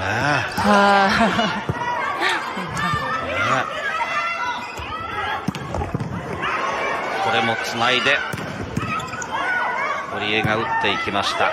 で黒後愛、今のは体重しっかり乗ってましたね。サンティアゴと井上、その最後はサンティアゴの方の手に当たってポイントを上げています。再び1点差。井上に先きます。サンティアゴを使う。上尾の井上選手もサンティアゴ選手を結構このセットは使ってますね、序盤から。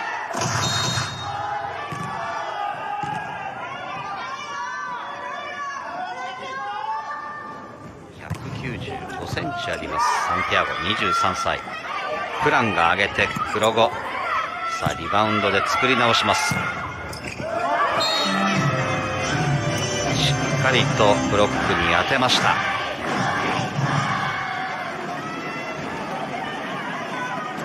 ともに両チームこのところはサイドアウトが続いています。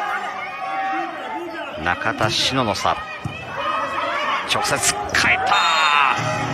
黒後愛が相手の急所のネットちょうどライト際のところに落としました。7対7と追いついています。サービスエース、いいですね、中田選手。今日は大活躍です。中田志乃、これでサービスエースがあって、この試合2つ目のサービスエース。やはり中田選手のサーブは1本前もそうなんですけれども、スピードはそこまで速いっていうわけではないんですけれども、やはり肩元といいますかエンドラインに伸びるようなサーブを打ってますので、やっぱりレシーブする側からしたら押されるというか食い込まれますので、かなり取りにくいサーブですよね。それはサーブするときに何か得意な打ち方をしてるわけです。そういうわけではない。そう、得意な、どうですかね。やっぱり取るボールをヒットする位置も何か変えてるかもしれないですし、ちょっと力強く打ってるかもしれないですし。強く打った方が変化しやすい。そういうわけでもないです。意外と力抜いて打った方がこの味方のボールは変化するんで、落ちたり伸びたりっていう風にするんで、次は前を打ってきたり何か考えてきますね。なるほどね。中田選手はトーレが3連続ポイントで第3セットのテクニカルタイムアウト1回目で、ここは堀江美幸一旦下げて、岩沢ミークしっかりとディフェンスを固めてしっかりセッターに返したいというところですか。はい、固めるほどやっぱりサーブが嫌だってことですよね。なるほど。今度はしっかりセッターに返った。そしてシュシュナル、これもブロック。黒後愛が止めてました。これで4連続ポイント。少し間空いてたのでと思ったんですけれどもね、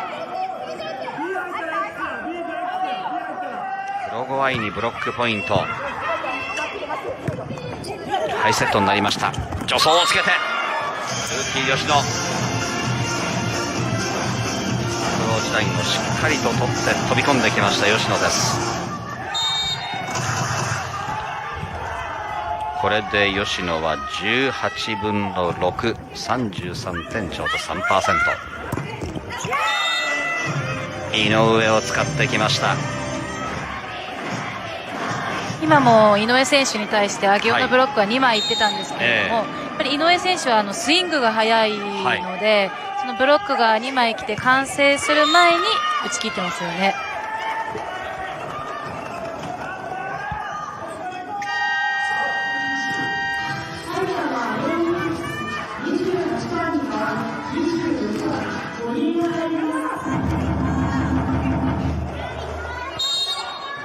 岩沢がフロントに来ましたので、ここで堀江がまた戻ってきました。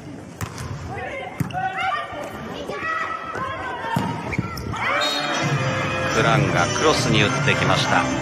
山岸がつなごうとしたんですが、ポイント東レ。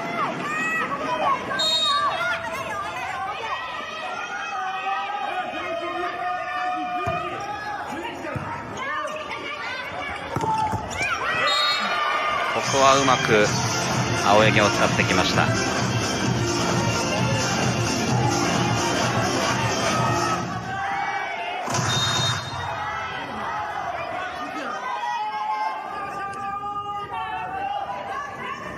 サーブで攻めたいところ。これはだから攻めたうちに入らないんですか。そうですね、なんか際どいところなんですけれども、でも中田選手がしっかりコート内に返しましたね。はい、サーブは関七海です。堀江美幸、井上、そして堀江、ブロックアウト。ここはしっかりとブロックに当ててポイント埼玉上尾です。ずっとサイドアウトが続いている状況です。ブレイクが欲しい埼玉上尾。さあサーブのいいシュシュにある。これもしっかりセッターに返る。そしてクラン、あ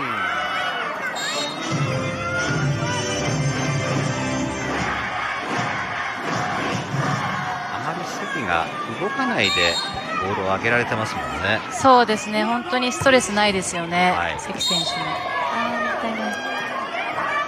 クランのサーブアウトでもうずっと9点目以降はサイドアウトが続いている東レ埼玉上尾の第3セットです。サーバーは埼玉上尾堀江美幸です。黒後フェイント、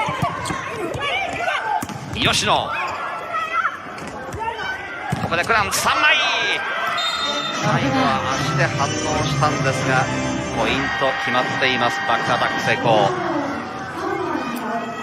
読んではいたんですが、そうですね、ちょっとネットから離れてるんですか。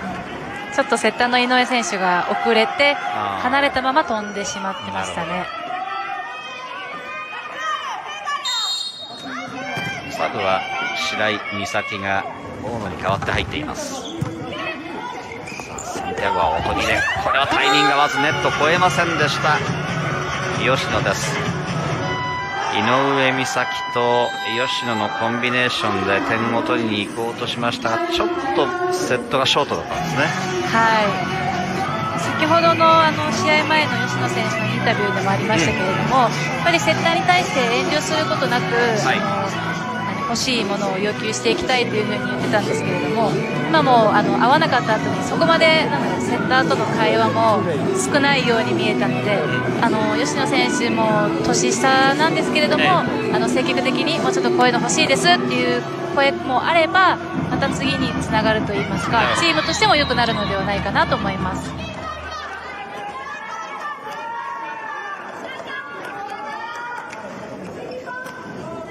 セットダウンの埼玉アゲオです。レギュラーラウンドでは残念ながら東レに対しては勝つことができませんでした。あと1点で東レ2回目のテクニカルタイムアウトになります。さあここでサンティアゴアウトか、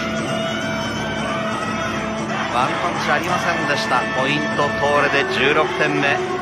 第3セット2回目のテクニカルタイムアウトです。ここは井上選手、次どうするかですよね。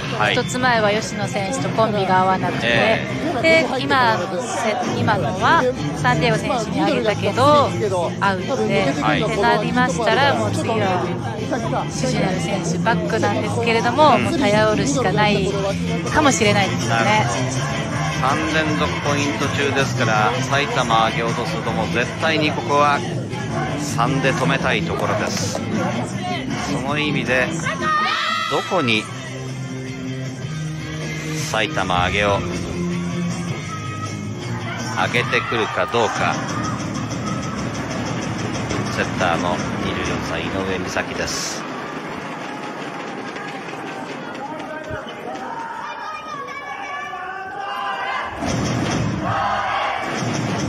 今日は守備での貢献度が非常に高い黒後愛です。黒後愛はサーブレシーブ成功率 83.3% ですが、かなりいい数字ですよね。そうですね。ここでやはりシュシュニャルを使う、これもアウト。大見さんおっしゃったように選択肢がなくなって決定力のあるエースシュシュニャルを使いましたがアウト。こうなると流れ一気に向こう行っちゃいますもんね。もうそうですよね。東レは何もしないですもんね。はい。で吉野です。これもクラン最後まで追っていきますが、ようやく連続ポイント4でストップ。1年目、今日はインタビューにも答えてくれました吉野優里が決めて13点目が入っています。で白井に代わって大野が戻ってきました。サンティアゴのサーブ、この辺りもうまいですよね。はい、さあ吉野リバウンド、堀江が拾ってシュシュニャルフェイント、ポイントになっています。どうやらコートに落ちました。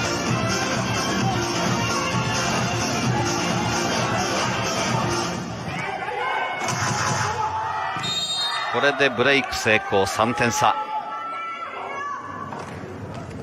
サンティアゴのサーブ、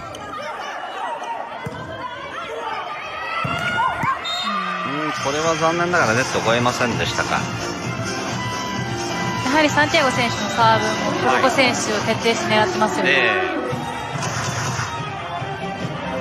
ただとはいえ 80% は見事です。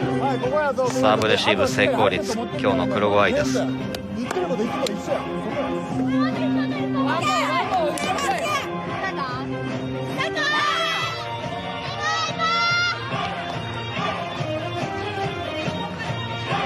昨日は久光の前に敗れてしまった東レアローズ。ファイナル8現在6位、まだ未勝利の埼玉アゲオメディックスに対して2セットアップでこの第3セットも2点をリードしています。さあ埼玉アゲオとしては3連続ポイント中、ここで一気に同点に追いつく流れを作っていきたい。2点差です。サンティアゴのサーブ、黒ゴアイのスパイクをしっかりとつないで吉野、クランのフェイントガラ空き、これはあんなバックアタックですと下がりますよね。そうですよね、やっぱり固く構えてしまいますね、よく見えてます。埼玉アゲオの連続ポイント3でストップです。中田篠のサーブはサービスエース、吉野が返すことができません。や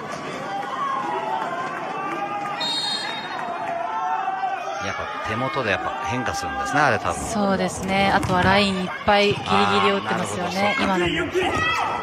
シュシュニャル、今度は強烈なバックアタックをお見舞いしてきました。シュシュニャル、フロントローに入ってきました。3点差、セッター井上のサーブ、ダイレクト、吉野決めて、さあブレイク成功、2点差。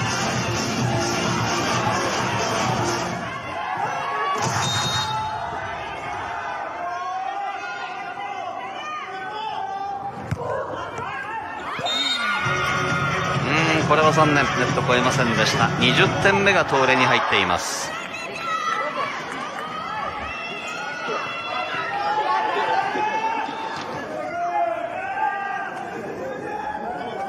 サブは黒ゴアイです。クラン選手前来ましたね。そうですね、はい、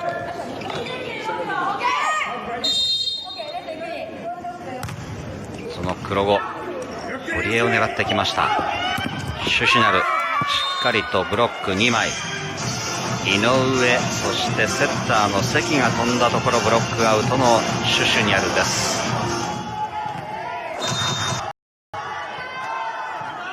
これでブレイクしないとね、もう終盤ですからね。そうですね、1点でも近づきたいですよね、少しプレッシャーをかけたいところ、吉野がしっかりとつないで堀江、リバウンドを拾って作り直し、助走を合わせてクラン、山岸、そしてシュシュニャル、ブロック、大事なところで井上七海にブロックポイント、21点目。今もう囲ってましたよね、2枚が、はい、少し一つも近かったんですけども、見事なブロックでした。チャレンジ。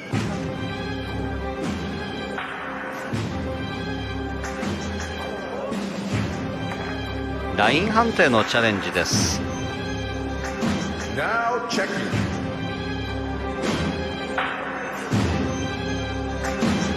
Please wait.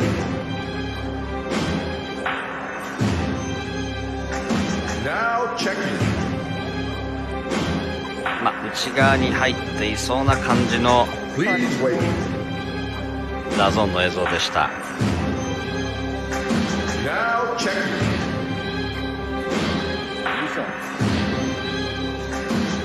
Please wait.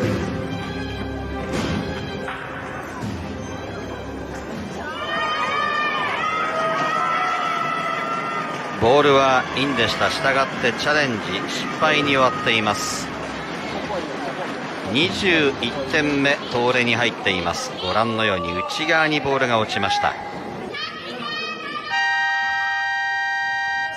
東レアローズ1番に代わり6番杉原が入りま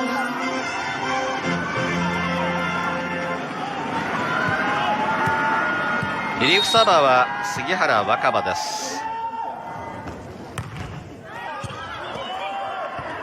これもスサーブレシーブ乱れてシュシュニャル、よくブロックに当ててポイントを取りました。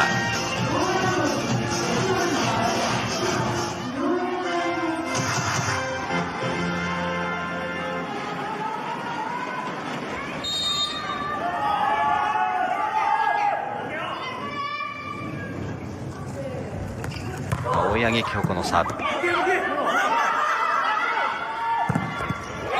強烈なスパイク、クランです。さあいよいよ仕上げに入ってきます。東レ22対19です。からはクラン選手ですよね。そうでしょうね、はい、さあここで青柳に変えて大室を入れてしっかりと守備を固めます。埼玉上尾、後がありません。関のサーブ、サンティアゴ、長身195センチ、23歳のアジア枠サンティアゴを使って2点差、もう終盤に入っています。この差を縮めるためにはブレイク必須。サンティアゴのサーブ、クラン、吉茜からシュシュニャル、よく決めました。バックアタックでしたがよく決めたシュシュニャル。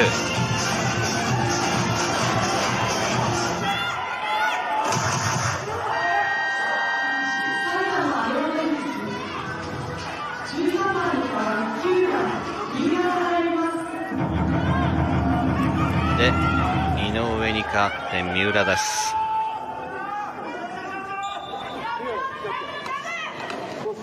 1点差、もうここはブロックいくってことですね。そうですね、クラン選手前なので、はい、そこを2枚高くしましたよね。シュシュニャル、サーブで乱すことができるか。しっかりセッターに帰る。そしてクラン勝負、ブロックに当ててトランジション。さあ同点に追いつけるか。サンティアゴ左手、最後はクランが押し込んで23点目、同点にはなりませんでした。セッターがいなかったのでね。そういうことですね。そうなんですよね。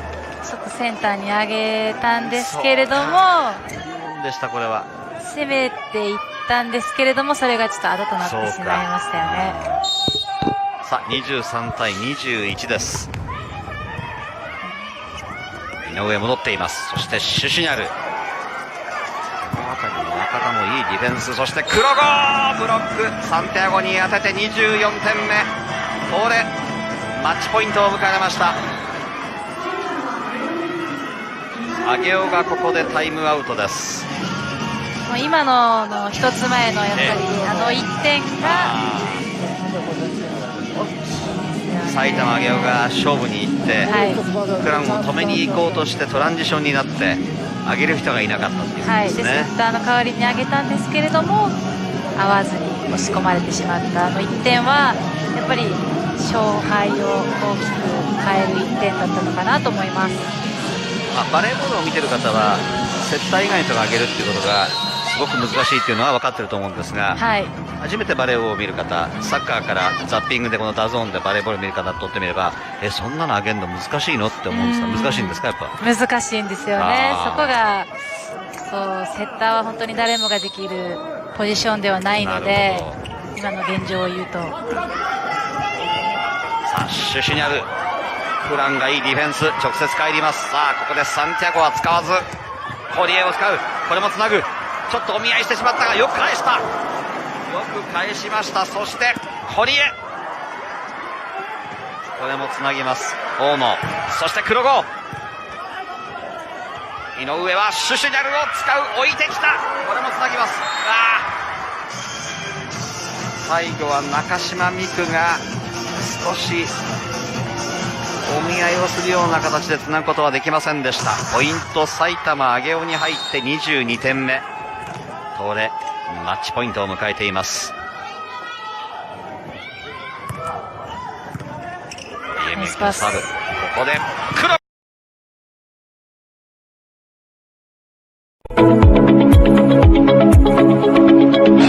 might get a second bite at it.